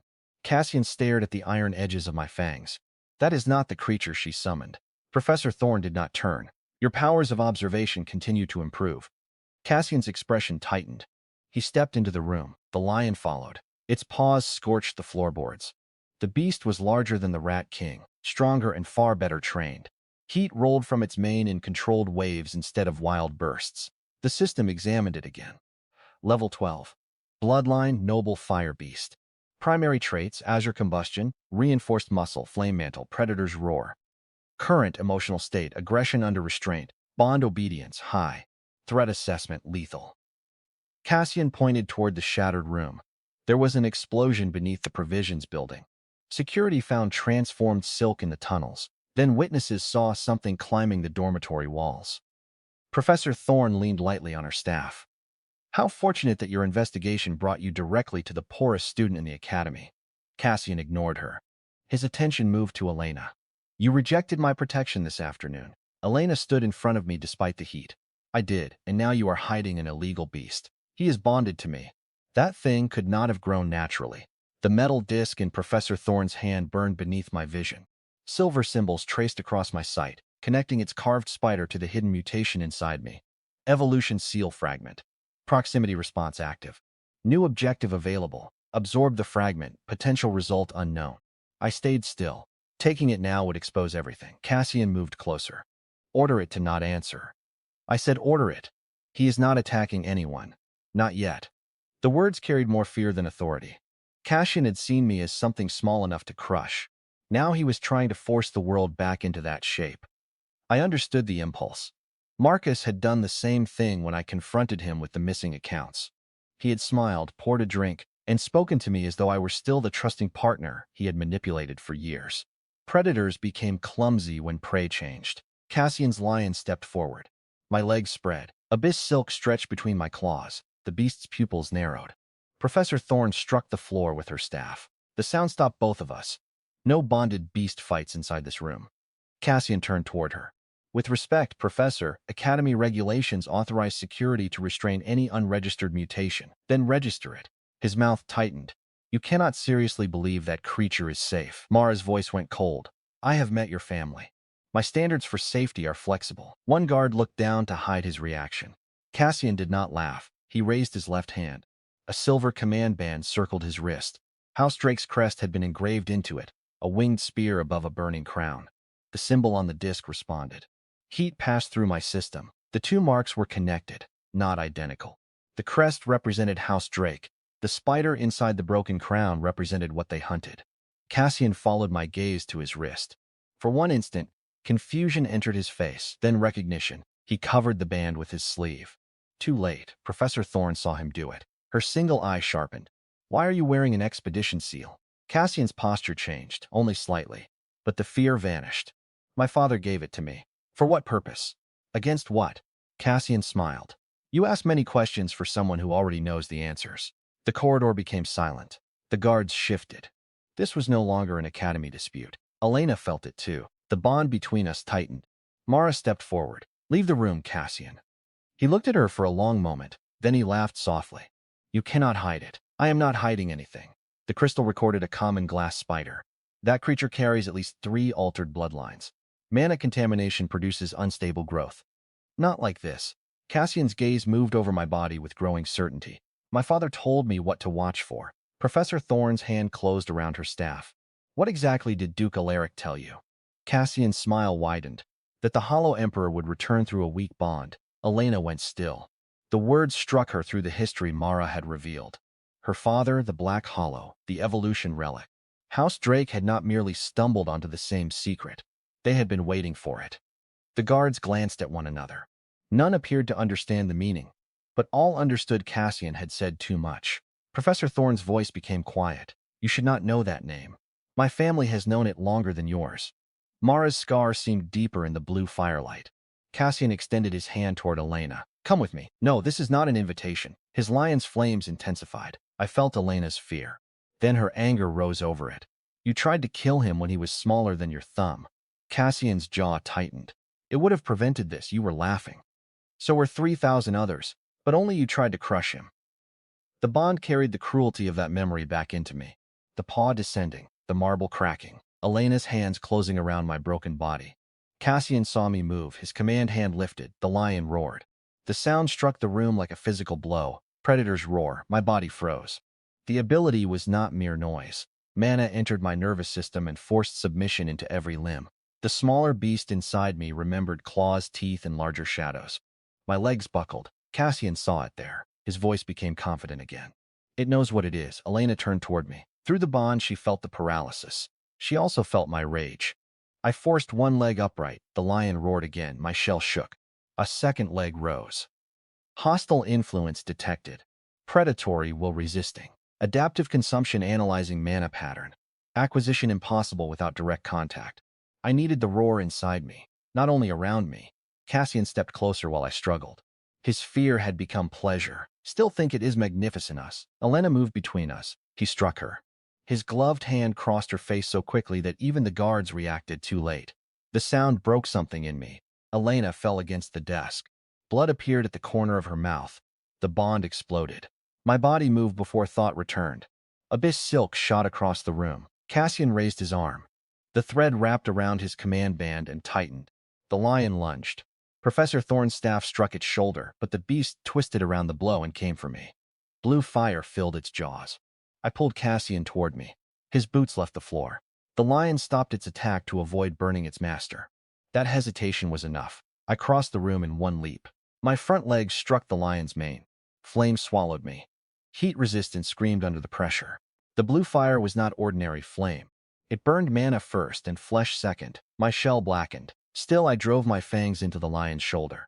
Its muscle resisted like braided steel. The iron edges cut through. Blood entered my mouth.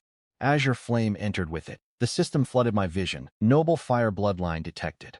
Predator's roar detected. Flame mantle detected. Adaptive consumption active. Trait acquisition initiated. The lion threw me through the wall. Wood shattered around my body. I landed in the corridor among the guards. One spear came down. I caught the shaft between my mandibles and bit through the reinforced metal. The guard dropped the broken weapon and stumbled backward. Inside the room, Elena shouted my name without sound. She did not know one. The bond gave it to me anyway. Not a word, a claim. Mine, I rose. The lion charged through the broken wall. Its roar struck again. This time the mana pattern entered a system that had tasted it. Adaptive response created. Predator's roar resistance acquired. Trait mutation available. Web domain may transmit predatory influence. I spread abyss silk across the corridor. Threads touched wall, floor, ceiling, armor, boots, and flame. The domain opened. Every vibration became mine. I felt the guard's heartbeats, Cassian's breathing.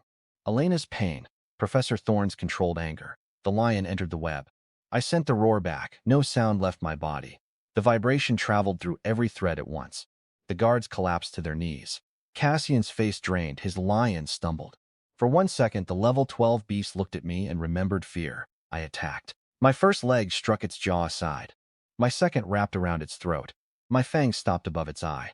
Blue fire rolled over my shell. The lion could not move without losing the eye. Cassian pulled against the silk around his wrist.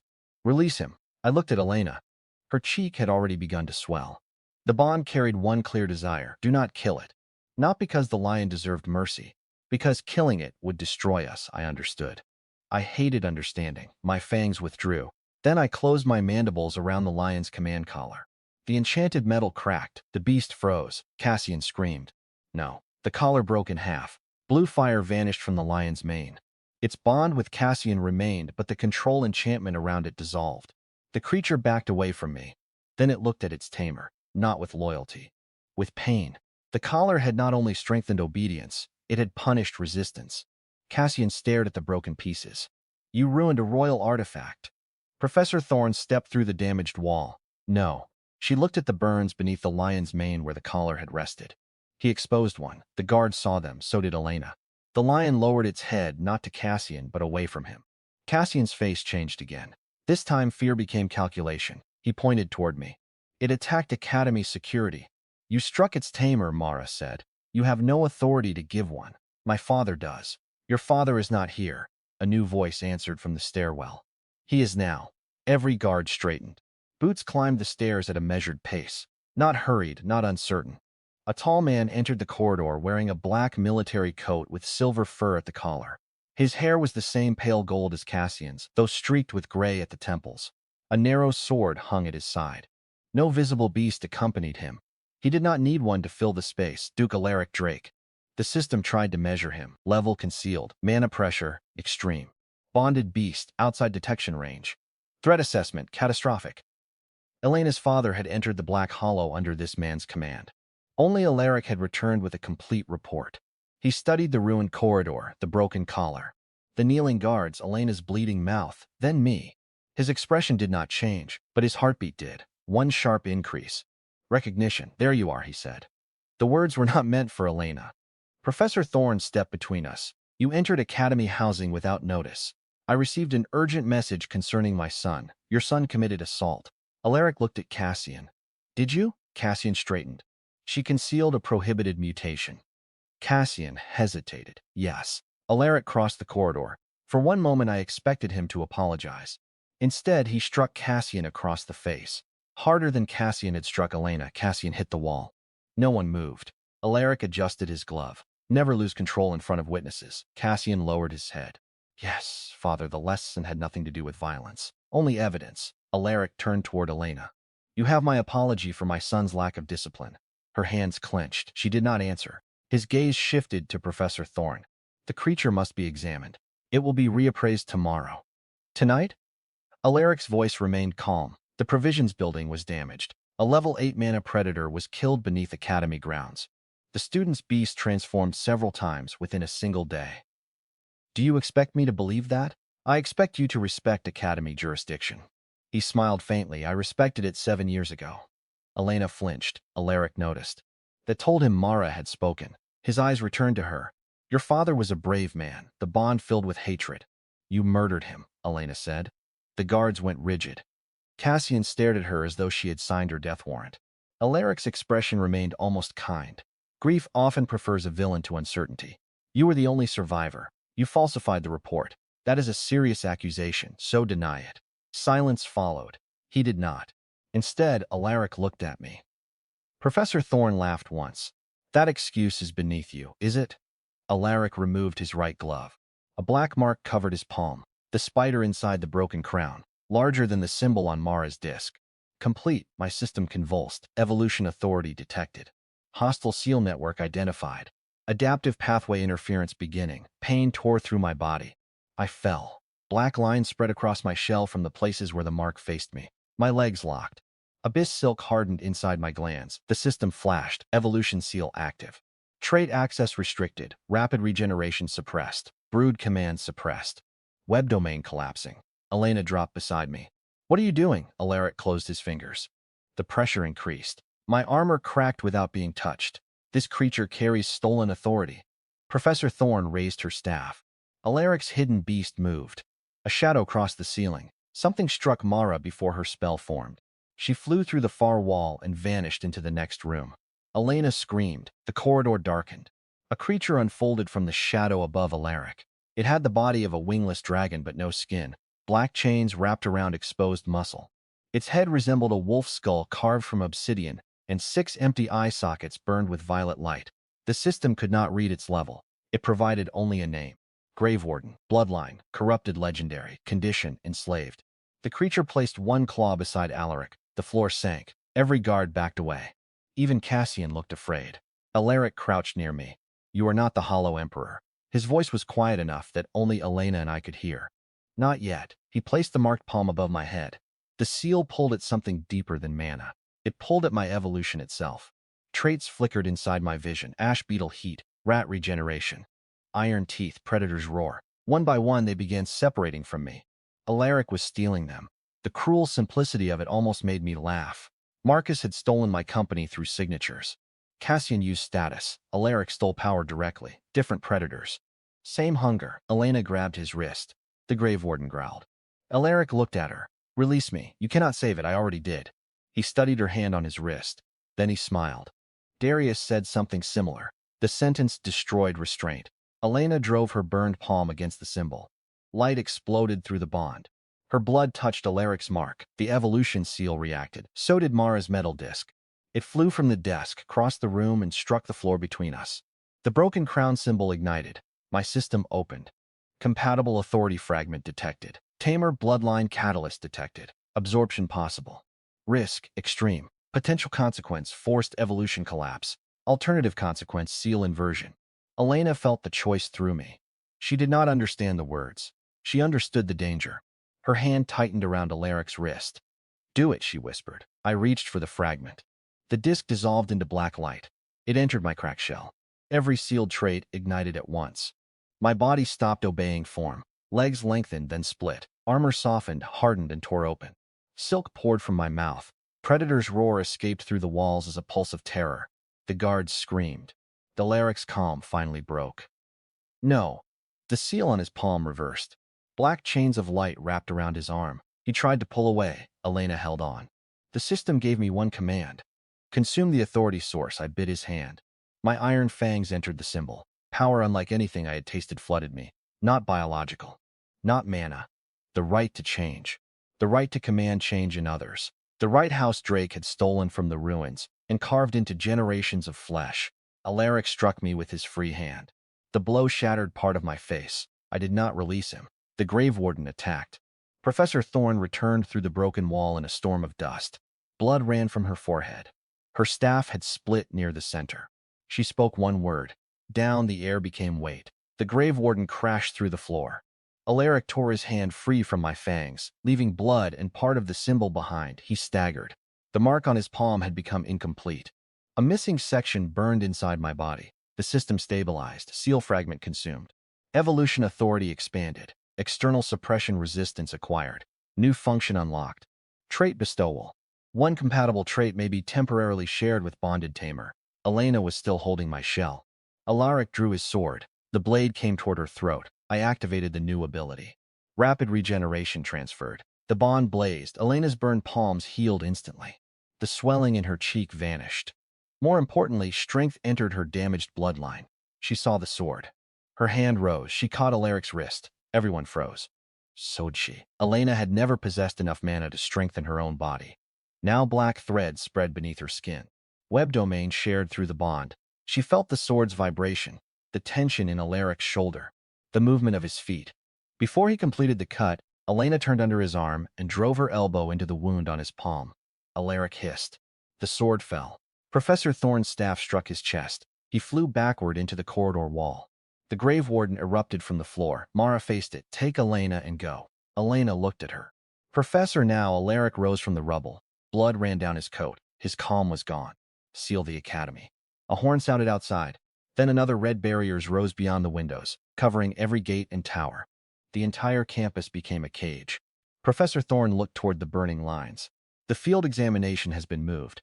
Cassian stared at her. What? Mara's eye remained on Alaric. Emergency faculty authority. All first-year Tamers enter the Black Hollow at dawn. Elena's face went pale. The Black Hollow. The place her father died. Alaric understood the move. His expression became murderous. You cannot authorize that alone. I already did. You are sending children into a restricted zone. I am sending witnesses somewhere. Your title cannot reach. Mara turned to Elena. Survive until sunrise. Reach the western arenas. House Drake cannot legally remove you without the entire faculty seeing. Alaric raised one hand. The grave warden opened all 6 eyes. The corridor filled with violet death. I wrapped Elena in abyss silk and fired a line through the broken outer wall. We launched into the night as the blast erased the room behind us. Stone and flame followed. I struck the roof across the courtyard, rolled, and kept moving with Elena held beneath my body. Alarm bells rang across the academy. Every lantern turned red. Guards poured into the grounds. Above us, the grave warden climbed from the broken dormitory wall and spread chains across the sky. Elena looked back once. Professor Thorn stood alone in the ruins, staff raised against Duke Alaric and his enslaved legendary beast. Then the roof beneath us split. Cassian's azure flame lion landed in our path. Its broken collar was gone. Cassian stood behind it with blood on his mouth and hatred in his eyes. You should have accepted my offer. Elena stepped away from my silk. Her healed hands closed into fists. I spread my legs across the roof. The lion looked at me, then at Cassian. The burns beneath its mane remained visible. Cassian raised his command band. Kill them. The lion did not move. His face changed.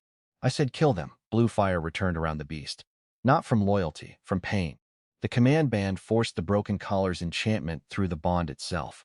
The lion roared in agony. Elena felt it through me. So that is how you make mighty beasts obey, she said. Cassian's eyes narrowed.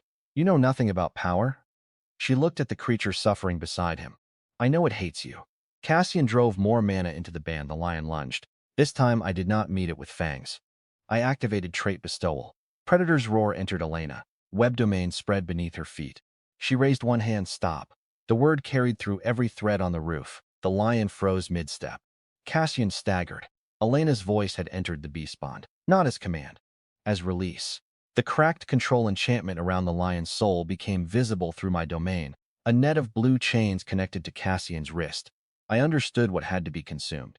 Not the lion. The chains. I fired abyss silk around Cassian's command band. He pulled back too slow. I bit through the silver. The enchantment snapped. The azure flame lion collapsed. Blue fire vanished.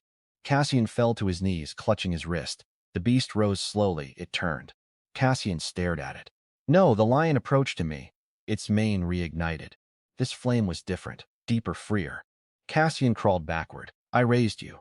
The lion's paw struck his chest. He flew across the roof and crashed through a chimney. Elena stood beside me. For the first time, the beast she had been humiliated before lowered its head to her. Not submission. Gratitude. The system responded. Azure Flame Lion bond fracture stabilized. Temporary alliance established. Possible trade exchange detected. Before I could examine it, the sky darkened. The grave warden landed on the academy tower. Black chains spread from its body and attached to the red barrier surrounding the grounds. Alaric stood on the tower beneath it. His injured hand was wrapped in silver cloth. His voice carried through every alarm crystal in the academy. Elena Voss has released a corrupted beast and attacked academy personnel.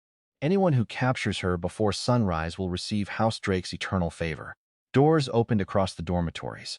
Students emerged with their bonded beasts. Some looked frightened. Others looked hungry. Cassian pulled himself from the broken chimney behind us. Blood covered his teeth. He began to laugh. You cannot reach the arena.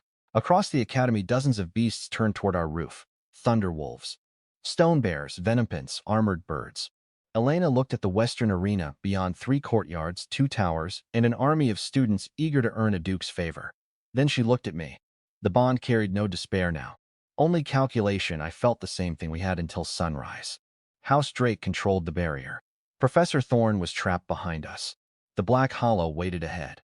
And somewhere inside it lay the truth about Elena's father, the missing evolution relic, and the final part of the authority Alaric had tried to steal. I spread abyss silk from the roof to every tower I could reach. The threads formed a black web across the academy sky. One by one, my beetles and mana rats emerged from drains, walls, and storage tunnels below. Cassian stopped laughing. Elena climbed onto my back.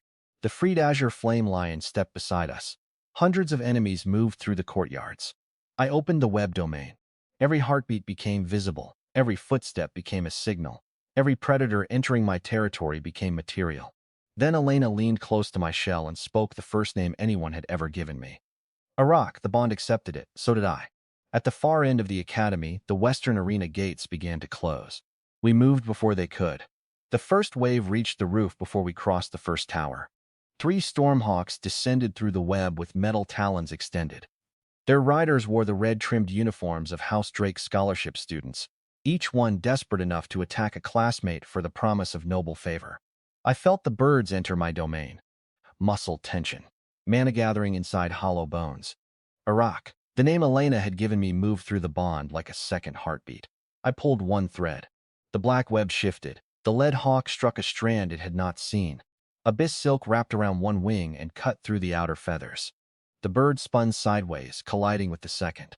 Their riders screamed as both beasts crashed onto the roof behind us. The third hawk climbed sharply. Its tamer pointed at Elena. Lightning spear. White mana gathered between the bird's talons. Elena pressed herself against my shell. I transferred heat resistance. The lightning struck. Pain ripped across my back. 2 armor plates exploded outward. Elena's body jerked, but the shared trait kept the current from stopping her heart. The azure flame lion leaped past us. Its jaws closed around the Stormhawk's wing. Blue fire burst across the night. The hawk's tamer released the saddle and fell onto the tiles, rolling toward the edge. Elena threw a strand of my silk around his ankle before he disappeared. He hung over the courtyard. His own beast fled. Elena looked down at him. Withdraw. The boy stared at the drop below. I withdraw. She released enough silk to lower him through an open balcony. We continued. More students poured from the northern dormitory. Most did not know what House Drake wanted. They saw only a reward large enough to change their lives. That made them more dangerous. Greed was easier to organize than loyalty. A stone bear climbed the wall ahead of us. Its claws sank into the tower bricks. A broad girl with shaved hair rode between its shoulders, gripping a hammer covered in earth runes. Tessimal 9 Tamer, bonded beast, granite bear. Known temperament, direct. Probability of retreat after verbal warning low. The system had grown more precise as my mana scent evolved. It no longer read only bodies. It read patterns. Tessa raised the hammer. Stop there. Elena did not. The hammer struck the roof. Stone erupted beneath us. I fired silk toward the bell tower and swung away as the tiles folded upward in a wave. The azure flame lion followed with a jump, but the granite bear caught its hind leg. The lion roared.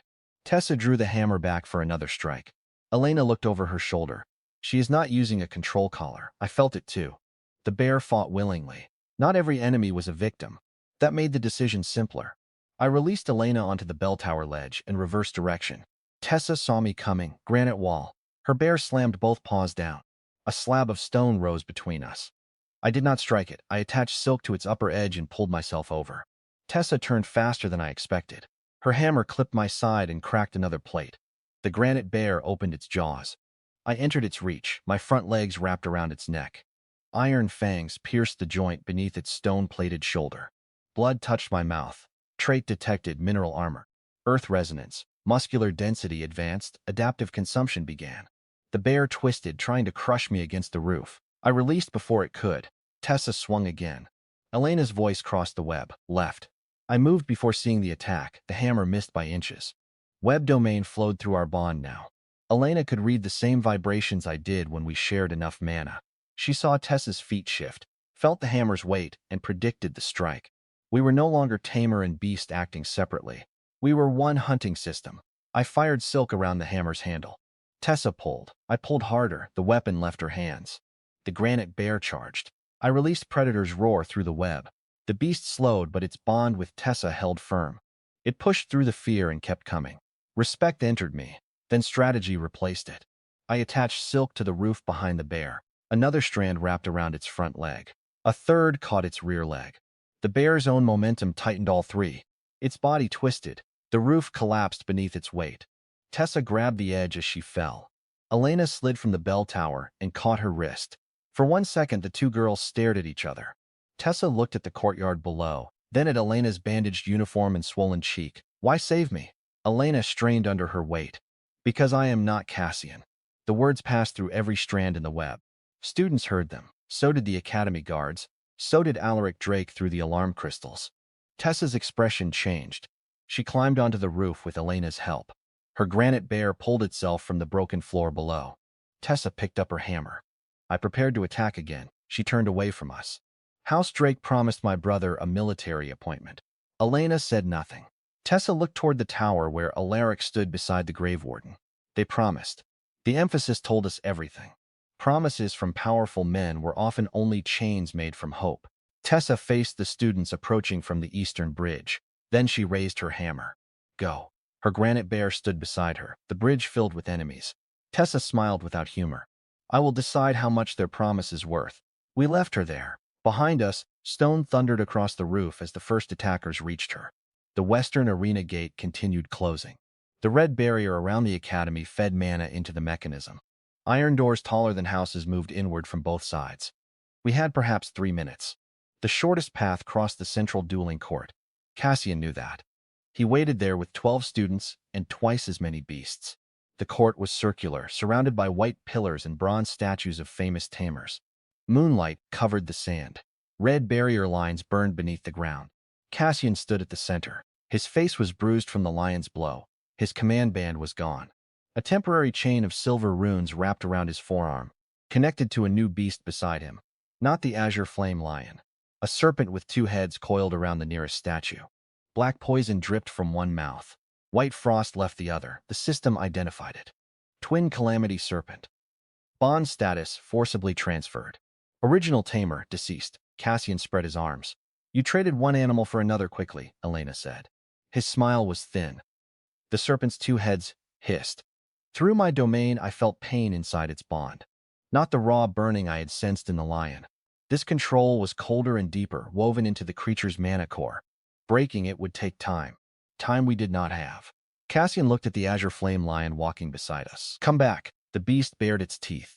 Cassian's face tightened. "You were bred in my father's kennels." The lion's flames brightened. "You ate from my hand," it growled. "You belong to House Drake." Elena stepped forward. "No living thing belongs to your house." Cassian laughed, spoken like a girl who owns nothing. The insult struck the same wound he had opened in the summoning hall. But Elena did not lower her eyes. She touched my shell. The bond warmed. Cassian saw it. Hatred replaced amusement. "Kill them."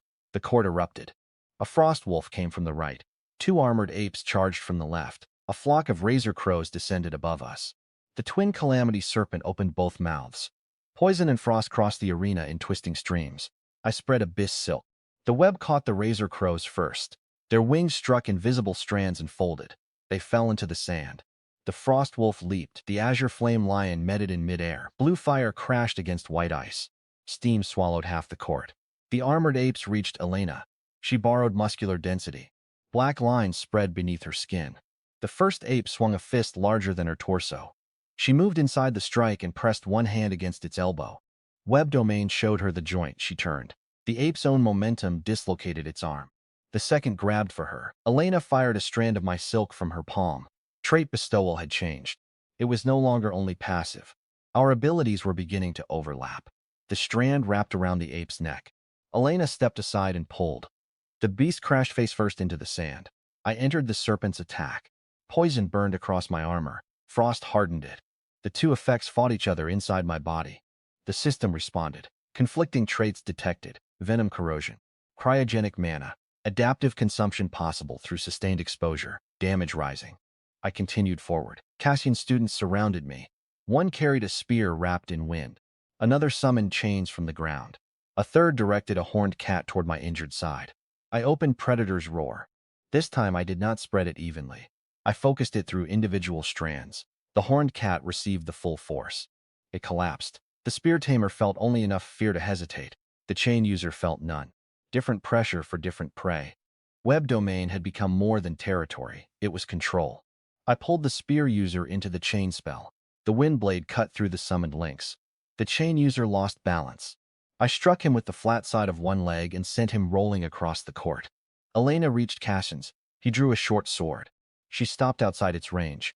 "You cannot beat me without that creature," he said. She looked at the serpent. "Neither can you." He lunged. Elena read the movement through the sand. She turned, caught his wrist, and drove her knee into his ribs. Cassian gasped. She twisted the sword free. He grabbed her hair. The old Elena might have frozen. The girl who had survived one day bonded to me did not. She drove her forehead into his nose. Blood burst across his mouth. He released her. Elena kicked him backward. The twin calamity serpents screamed. Both heads turned toward her. The poison stream came first. I crossed the arena. Abyss silk wrapped around Elena and pulled her away as the sand melted where she had stood. Frost followed. Its two limbs froze solid. Cassian wiped blood from his face. "Your spider cannot protect you forever." The words entered the bond. Elena's answer came before fear. "He does not have to." The azure flame lion tore free from the frost wolf and attacked the serpent's side. Blue fire spread across its scales. The serpent's white head turned and froze the lion's mane. The black head bit into its shoulder. Poison entered the lion. It collapsed. Elena felt the beast's pain through our temporary alliance. So did I. The serpent's forced bond pulsed beneath its scales. Cassian did not care if it survived. He was pushing enough mana through the control to tear its core apart. I had seen this strategy before. Marcus had emptied our company to ensure I could not recover it after his betrayal. Arach used beasts the same way. Assets existed only until consumed. I refused that logic. I rushed the serpent. Its black head struck. I allowed the fangs to enter my shoulder. Poison. The system flared. Advanced venom detected. Corrosive bloodline detected. Adaptive consumption active. I wrapped 4 legs around the serpent's neck and drove my fangs beneath its jaw. The white head bit my abdomen. Frost entered the wound. Both traits collided inside me again. This time I held them. Venom wanted to dissolve. Frost wanted to preserve. The system searched for balance. Trait mutation available. Thermal blood compatible. Dense mana core compatible. I accepted. Pain tore through every plate. My crimson lines turned violet. The poison stopped spreading. The frost stopped hardening. They merged into something that pulsed beneath my shell. New trait acquired. Abyssal ichor. Biological fluids may alternate between corrosive heat and freezing paralysis. I injected it into the serpent, not enough to kill. Enough to numb the muscles around its mana core. The forced bond became visible. Silver chains wrapped around the core and extended toward Cassian's temporary runes. I bit the chains. They resisted. Not metal. Authority. House Drake's stolen evolution power held them together. The fragment inside me burned. I bit again. The chains cracked. Cassian screamed. The runes around his arm split his skin. No, I pulled. The serpent's bond tore free from him. Both heads collapsed into the sand. The students around us stopped fighting. Cassian fell to his knees, clutching his bleeding arm. I released the serpent. Its core still beakly. Free, the system offered its traits. A complete bloodline waited inside its body. I did not consume it. Instead, I transferred rapid regeneration through a strand of silk. The serpent's torn core began to close. Elena knelt beside the azure flame lion and did the same through our bond. The poison in its shoulder slowed. Students watched. They had expected a monster. They saw us healing creatures House Drake had discarded. That mattered more than victory. Cassian understood. His fear became desperation. He raised a blood-covered hand toward the tower. Father Arach stood beneath the grave warden. He had been watching. Not helping. Measuring. His voice filled the alarm crystals. The western gate is closed. Iron struck iron in the distance. The arena doors had sealed. Elena looked toward them. For the first time that night, despair entered the bond. We had crossed the academy. We had defeated every line placed before us. We were still too late. Cassian laughed from the sand. "It is over." Professor Thorn's voice answered through another crystal. "No." The western tower exploded. Black stone burst outward. Mara emerged through the smoke riding a beast larger than the tower roof. It had the body of a raven, but each feather was a blade of silver metal. One wing was torn. Blood poured from its chest. Even wounded, its presence crushed the air. This iron tempest rock. Level, unknown. Bonded Tamer, Mara Thorn. Status, critically injured. Mara raised the broken half of her staff. Lightning struck the arena gate. The iron doors stopped. A gap remained between them. Closing again. "Move," she shouted. Alaric's grave warden descended behind her. Black chains wrapped around the rock's injured wing. The beast screamed. Mara turned to face it. We cannot leave her. Mara heard. You can, the grave warden pulled. The rock crashed into the tower. Professor Thorne nearly fell from its back. Elena took one step toward her. Mara's voice became the command of the Legion commander she had once been. Your father died buying me time. Elena froze. I have hated him for 7 years because he made that choice for me. Mara looked directly at her. Do not make it worthless. The gap in the gate narrowed. I gathered silk beneath Elena, the injured lion, and the twin calamity serpent. The serpent was too large. Its 2 heads lifted weakly. It could not follow. Elena understood no. The serpent pressed one head against her hand. Then it turned toward the students who had served Cassian. Not all had lowered their weapons. Several still stood between us and the gate. The serpent rose. Its body shook. Black poison gathered in one mouth, white frost in the other. It released both across the court. Not at us, a wall of frozen venom formed between us and the attackers. The creature had made its choice, we ran. The azure flame limped beside us. Elena climbed onto my back. The gate gap became narrower than my body. I fired silk through it. The line caught a stone pillar beyond. I pulled, my legs left the ground. The closing iron doors scraped both sides of my shell. Armor tore away. One fang struck the metal and cracked. Elena flattened against me. The lion leaped through beneath my body. The doors slammed shut behind us. The impact severed 3 trailing threads. Silence followed. We had reached the western arena. Hundreds of faculty members and first-year students waited in the stands. Every eye turned toward us. The main field had been transformed for the emergency examination. A black portal stood at its center, framed by ancient stones covered in chains. The black hollow, mist rolled from inside it. Professor Thorne had succeeded. Witnesses surrounded us. House Drake could no longer erase Elena quietly. Then Alaric's voice entered the arena from every crystal. Begin the examination. A faculty judge looked toward the tower, uncertain. The red barriers around the academy pulsed.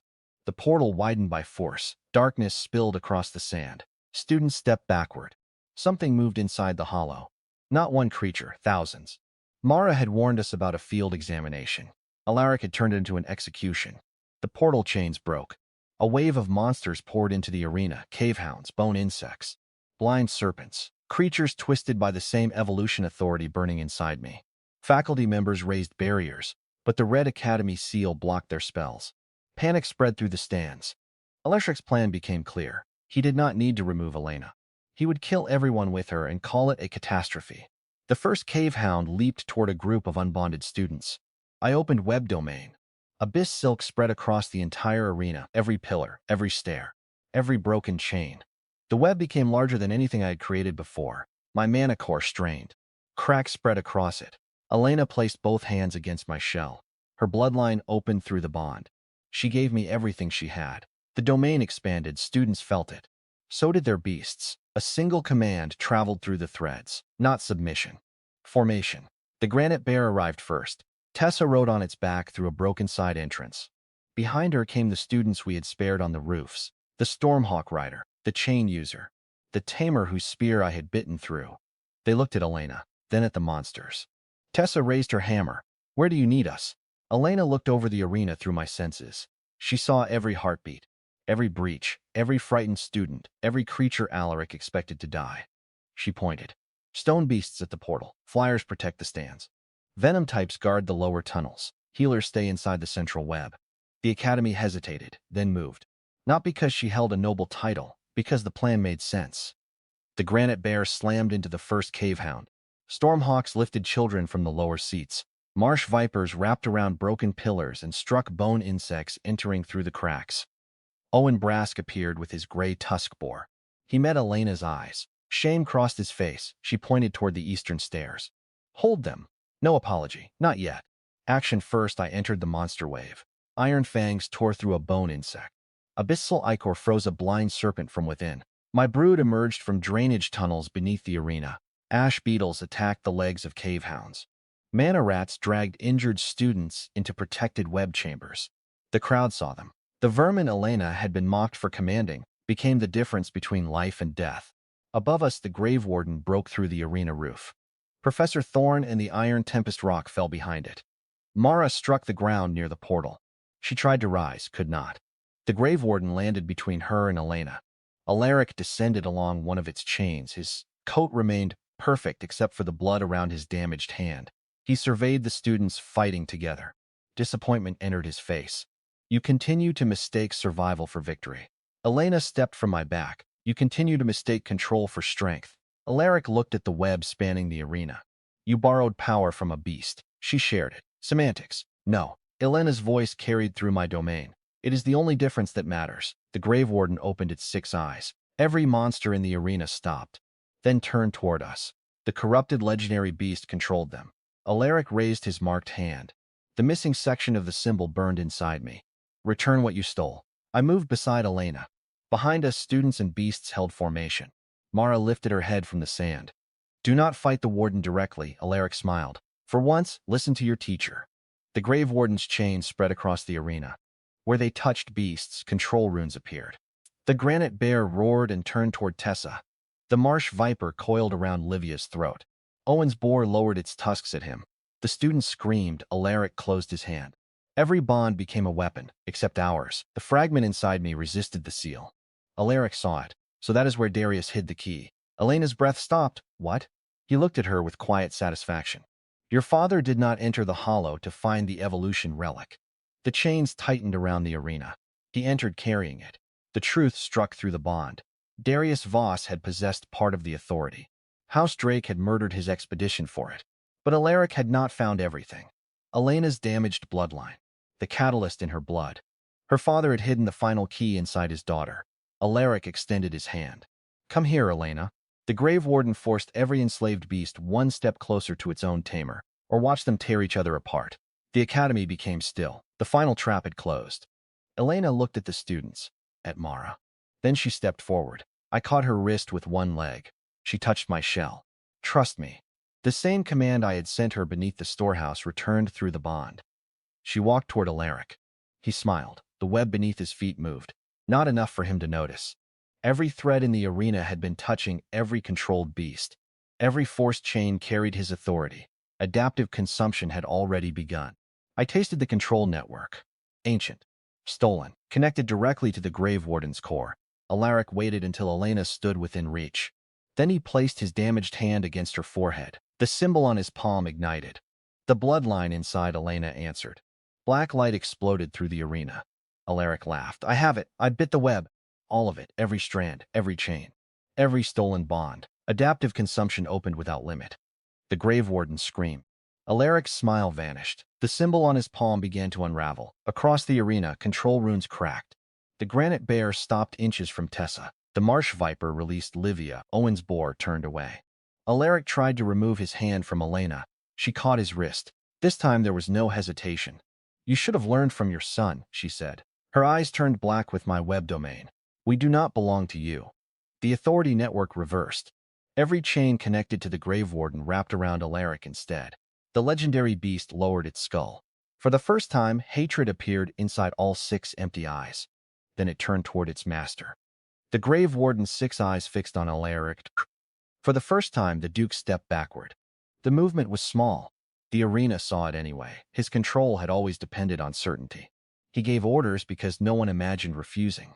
He took beasts, bloodlines, titles, and lives because resistance seemed more dangerous than obedience. Now the creature chained to him for years lowered its skull and growled. The sound came from somewhere deeper than a throat. It came from graves. Black chains tightened around Alaric's arms, chest, and throat. The symbol on his palm unraveled strand by strand, feeding through my web and into the broken authority burning inside me. The system flooded my vision. Hostile seal network compromised. Affordin bond identified.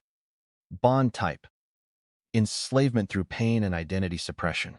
Liberation possible. Consumption possible. Destruction possible. The choices appeared cleanly. Power, freedom, death. Alaric pulled against the chains. Warden, the creature took one step toward him. The arena floor cracked beneath its claw. Alaric's voice sharpened, kneel. The order traveled through the old bond. The warden's body convulsed. Black chains sank into its exposed muscle. Violet light flared in its empty eye sockets. Its knees bent. Then Elena tightened her grip around Alaric's wrist. The web domain carried her pulse through the arena. Do not kneel. Her words held no command enchantment, only permission. The Grave Warden stopped. Its body shook, claw rose. Alaric's face changed. The Duke had expected hatred. He had not expected choice. "You are mine," he said. The warden's skull turned slightly. Through the authority network, I felt a buried memory rise from inside it. A forest under violet moons. A pack moving between black trees. A younger creature with living skin and bright eyes, hunting beside others of its kind than soldiers.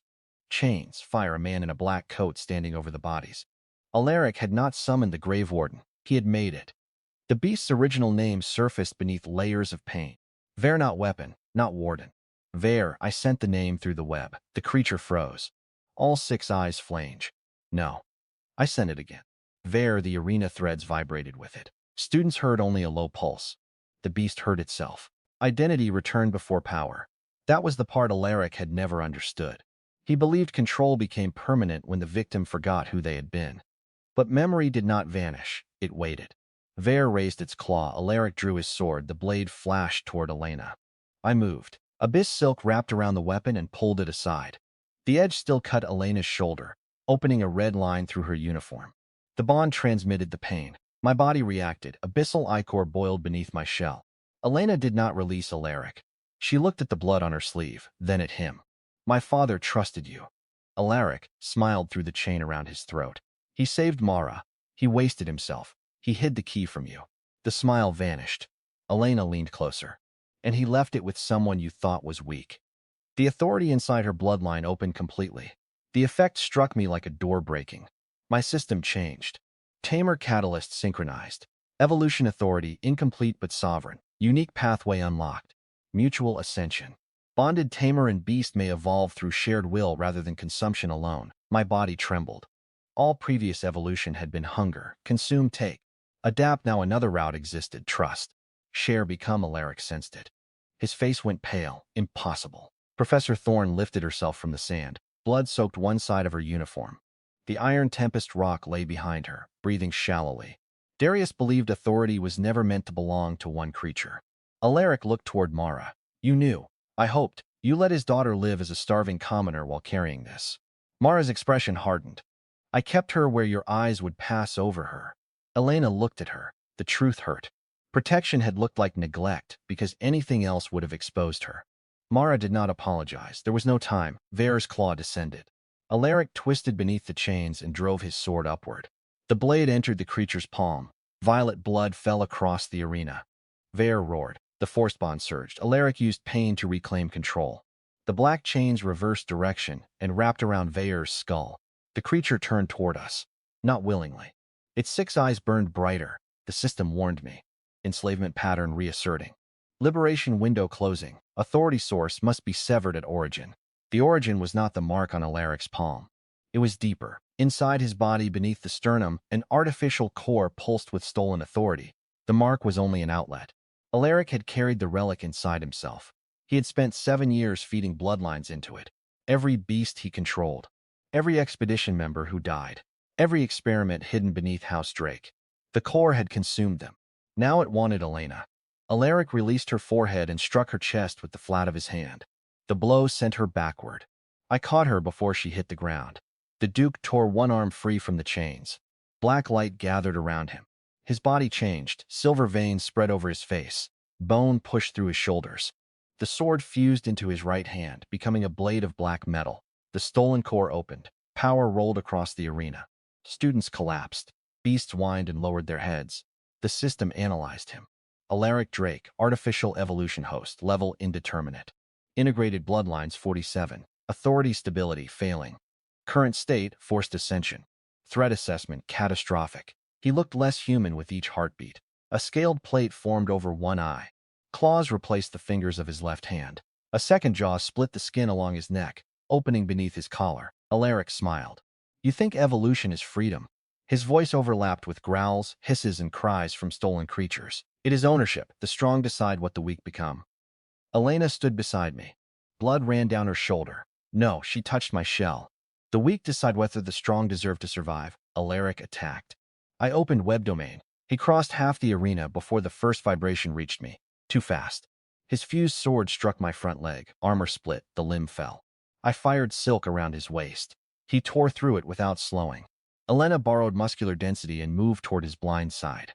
A tail formed from his spine and struck her across the ribs. She flew into a pillar. The shared regeneration kept the bones from breaking completely, but pain filled the bond. Vare fought the chains around its skull. Mara raised her staff fragment. The Iron Tempest rock tried to rise. Alaric turned toward Elena. He wanted the catalyst alive. That was his weakness. He could kill me. He needed her. I rushed him. My fangs closed on the scales covering his shoulder. Abyssal Ichor entered. He laughed. The flesh froze for half a second, then changed. New blood vessels rerouted around the poison. Heat vented from openings along his back. He had stolen a crude version of my power. His claws tore into my abdomen. He lifted me from the ground. A container. The second jaw in his neck opened. It bit into my shell. Authority pulled at my traits. Rapid regeneration flickered. Web domain weakened. He was consuming me. Not flesh. Possibility. I felt every evolution path begin collapsing toward him. Ashfang Stalker. Crimson Brood Tyrant. Abyss Weaver. Everything I had become. Elena screamed my name, Arach. The bond struck the artificial core. Alaric flinched. My identity held. He could take traits. He could not take the name she had given me. I drove my broken leg stump against his chest. Abyss silk emerged directly from the wound. Black thread entered the gap between his scales. He tore me away, but the strand remained inside him. One line enough. Web domain opened within his body. His 47 stolen bloodlines became vibrations. I saw them. A frost wolf's heart, a serpent's venom gland, a stone lizard's armor, a hawk's lungs. Fragments of legendary creatures stitched together by authority and pain. Beneath them, the artificial core pulsed. It was not stable. It never had been. Alaric's body survived because the stolen traits were kept isolated, each one chained away from the others. I had learned beneath the storehouse what conflicting traits could do. Venom and frost had nearly destroyed me until adaptive consumption merged them. Alaric had no true adaptation. Only compartments. I pulled the internal strand. Web domain connected one stolen bloodline to another. Frost entered fire. Venom entered regeneration. Stone armor formed inside muscle. Flight mana rushed into bones too heavy to lift. Alaric's body convulsed. He dropped me. What did you do? I landed hard. 3 legs failed. Elena understood through the bond. Made you share. The first rupture opened beneath Alaric's shoulder. Blue fire burst through scales. He staggered. Then the artificial core forced control back over the traits. The compartments began rebuilding. Not fast enough, but still too fast for us to wait. Alaric raised his blade arm. The Grave Warden's chains pulled tight again. Vare turned toward Elena. Its claw rose. Mara moved between them. The blow struck her. Professor Thorn crossed the arena and crashed against the portal stones. Her body did not move. Elena's breath stopped. Vare froze over the fallen professor. Its 6 eyes dimmed. The creature had obeyed. It had nearly killed the person who helped free it. Alaric smiled through the ruptures spreading across his body. Everything obeys eventually. Elena looked at Mara, at the injured rock, at the students holding the monster wave, at the beasts fighting against chains wrapped around their souls. Then her grief became something colder. She stepped into the center of my web. Arach. I turned toward her. Share everything. The system reacted. Mutual ascension available. Current risk, Tamer death. Current risk, beast core collapse. Required condition, complete consent.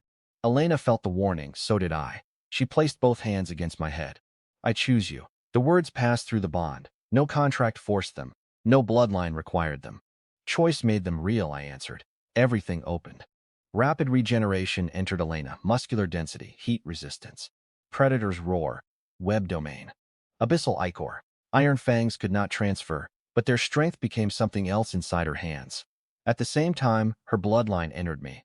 Not as material, as structure, human memory. Language, discipline. The ability to imagine a future beyond the next meal. Our mana cores touched. The system disappeared. No silver words. No measurements. For the first time since I awakened as a spider, nothing stood between will and change. My shell split. Light poured from beneath it. I grew, not wildly. Precisely. 8 legs lengthened across the arena, each covered in black armor edged with silver. My abdomen rose above the students. Crimson and violet lines formed a crown pattern across my back. A humanoid shape did not emerge. I did not need one. I remained a spider, but no one could mistake me for vermin again. Elena changed too.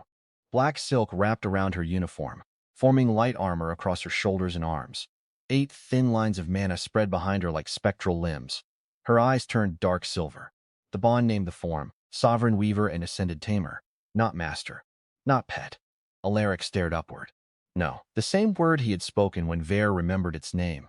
His empire was collapsing under names. I opened web domain again.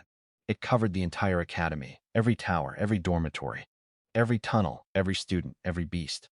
The red barriers became part of the web. House Drake's seal entered my territory. Alaric felt it happen. He raised both arms. The Grave Warden attacked. Vare's claw descended toward Elena. She lifted one hand. Vare. The creature stopped, not because of power, because she knew its name. Elena stepped closer. You were not born for chains. The black bindings around its skull trembled. Alaric screamed, bent. Elena did not command it to rise.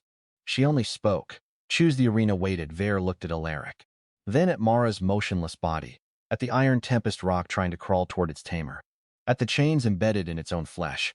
The creature placed one claw around the bond line entering its chest. It pulled.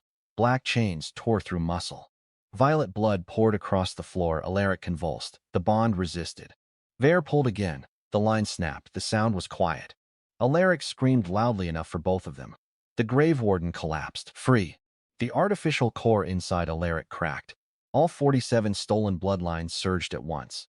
His body expanded grotesquely. Wings tore from his back. One leg became stone. The second jaw bit into his own shoulder. Frost covered half his face while fire burned through the other. Still, he attacked. The fused sword came toward Elena. I placed one leg in its path. The blade struck my armor. The arena shook. My shell held. Alaric looked up at me. His human eye remained visible beneath the mutations. For the first time, he understood the distance between us. He had collected power. I had evolved. There was a difference. I wrapped silk around his limbs. He tore, replaced it. He burned 10. 100 formed. Every student's bonded beast added mana through the domain. Not taken. Offered. The granite bear gave earth resonance. The stormhawks gave wind. The marsh viper gave venom.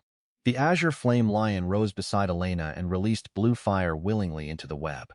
Even the twin calamity serpent, still weakened behind the gate, added frost and poison through the threads connected to the arena. Shared power did not weaken us. It multiplied. Alaric fought the web alone. His sword arm shattered first. The stolen stone bloodline hardened around the wrong joint and locked it in place. Blue fire entered through the crack. He roared. I pulled him to the center of the arena, the same place where he had expected Elena to die. Students surrounded him. Faculty members watched from the stands. Alarm crystals still carried every sound across the academy. No private report could rewrite this. No noble title could bury it. Elena approached him. Alaric's body collapsed inward as the artificial core failed. Mutations withdrew unevenly. Scales peeled from his face. The second jaw became a bleeding wound along his neck. He fell to one knee, then the other. His ruined hand touched the sand. Cassian watched from behind the frozen venom wall. His face had lost all color. Alaric looked at Elena. You need me. Her expression did not change. You know nothing about the Hollow. You know less. My family controls the Empire's beast legions. Not anymore.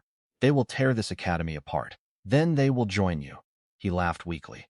You think this changes the world? Elena looked around the arena, at commoners and nobles fighting in one formation, at beasts standing beside tamers without control collars. At Vare free for the first time in years, it already did. Alaric's eyes moved to me. Hatred remained.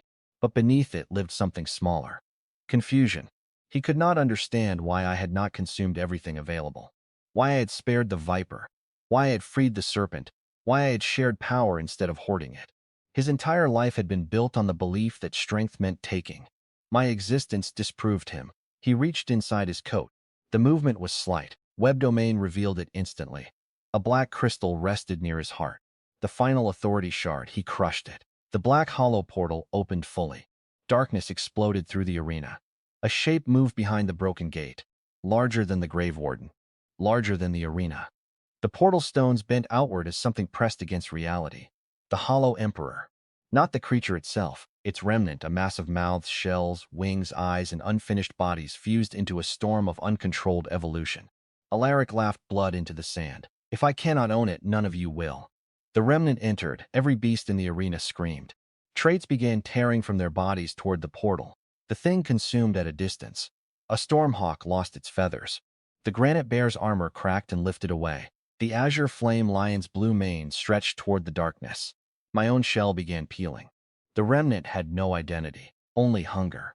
It was what I might have become if Elena had never touched her finger to my leg in that cold room. Consumption without choice, evolution without self, power without limit or purpose. The system returned for one final message. Ancestral authority detected. Absorption possible. Probability of individual survival, low. Probability of domain survival after absorption, 0. Alternative available through mutual ascension. Distribute the authority. Elena saw the choice through me. Alaric expected me to consume the remnant. To prove him right, to become the new Hollow Emperor. I looked at the creatures around us. At the beetles crawling from the arena drains. At the mana rats hiding beneath the stands. At the noble lion standing beside a commoner girl. At Vare pressing one bleeding claw against Mara's body while the professor drew a faint breath. I did not want a throne built from everything else becoming less. I wanted a world where nothing like Alaric could own evolution again. Elena placed her hand against my shell. Together I opened every thread. The authority entered me. For one instant, hunger became infinite. I felt every bloodline in the arena, every possible trait, every evolution path. I could take them, all of them. I could become fire, stone, storm, venom, death. I could become something no kingdom could oppose. Then Elena's heartbeat reached me. Not prey, not master. Mine. I divided the authority. Black light raced through the web. Every beast received a fragment. Not enough to make them gods.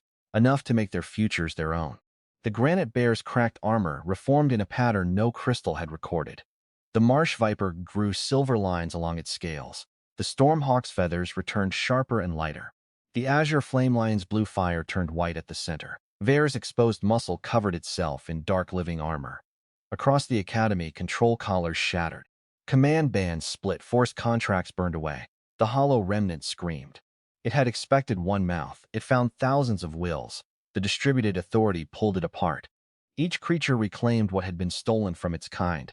Wings returned to birds. Venom returned to serpents. Armor returned to beasts. Memory returned to Vare. The remnant shrank. Its mouths closed one by one. Its shells crumbled. Its eyes went dark. At the center remained a small black shape, a common cave parasite, no larger than my first body. It trembled on the sand. The system offered consumption. I declined. The parasite turned toward the open portal. I lifted one leg. It fled into the black hollow. The gate collapsed behind it. Silence covered the arena. The red academy barrier shattered. Morning light entered through the broken roof. Sunrise. We had survived. Alaric remained on his knees. The authority shard was gone. His stolen bloodlines had left him. Without them, he looked older, smaller, human. That seemed to frighten him more than death. Faculty guards entered the arena. This time their spears pointed at him. Cassian tried to retreat. The azure flame lion stepped into his path. Cassian looked at Elena. "Tell it to move." She glanced at the lion. The beast growled. Cassian lowered himself slowly. Tessa crossed the arena and took his temporary rune chain from the sand. "You promised my brother a military appointment." Cassian swallowed. "I can still arrange it." She wrapped the chain around his wrists. No, Owen Brask and Livia Crane stood nearby. Neither laughed. Mara coughed. Elena ran to her. Professor Thorne opened her eye. "You reached the arena." Elena knelt beside her. "So did you, barely." The Iron Tempest rock lowered its head beside them. Vare remained on the other side. Mara looked at the Grave Warden. "Is that going to be a problem?" Elena almost smiled. "I think he is deciding." "Good." Mara closed her eye again. "Someone else can make decisions for a while." Academy healers surrounded her. The faculty council arrested Alaric before the entire student body. Evidence came quickly after that. The authority network had touched every sealed archive in House Drake's control. Through the web, I had felt hidden laboratories beneath their estate, lists of dead expeditions, beast trafficking ledgers, and records of forced bloodline extraction. Copies had already passed into the Academy crystals during the final domain expansion. Alaric could not burn them all. He had built too many systems. For once, systems served the victim. House Drake's titles were suspended before noon. Their military kennels were opened by evening. 3 regional commanders defected when their bonded beasts rejected control bands. Cassian lost his academy status, family protection, and the certainty that someone else would absorb every consequence for him. He asked to speak with Elena before the guards took him away. She agreed. They met in the same summoning hall where he had tried to crush me. The cracked marble had not yet been repaired. Cassian stood without his silver badge. Without his lion, without anyone laughing behind him. Elena stood beside me. I had reduced my size after the battle, though I remained larger than a horse. The new authority allowed form compression, but I refused to become small enough to fit beneath anyone's boot again. Cassian looked at Elena. "I made you an offer." She said nothing. You could have had protection. You offered obedience. I could have given you everything. Elena glanced at me. No, her voice was calm. You could only give what you had stolen. Cassian looked at the floor. For a moment he seemed young. Then he raised his eyes. What happens to me? Elena answered with the same words he had once spoken to her. That can be arranged. The guards led him away.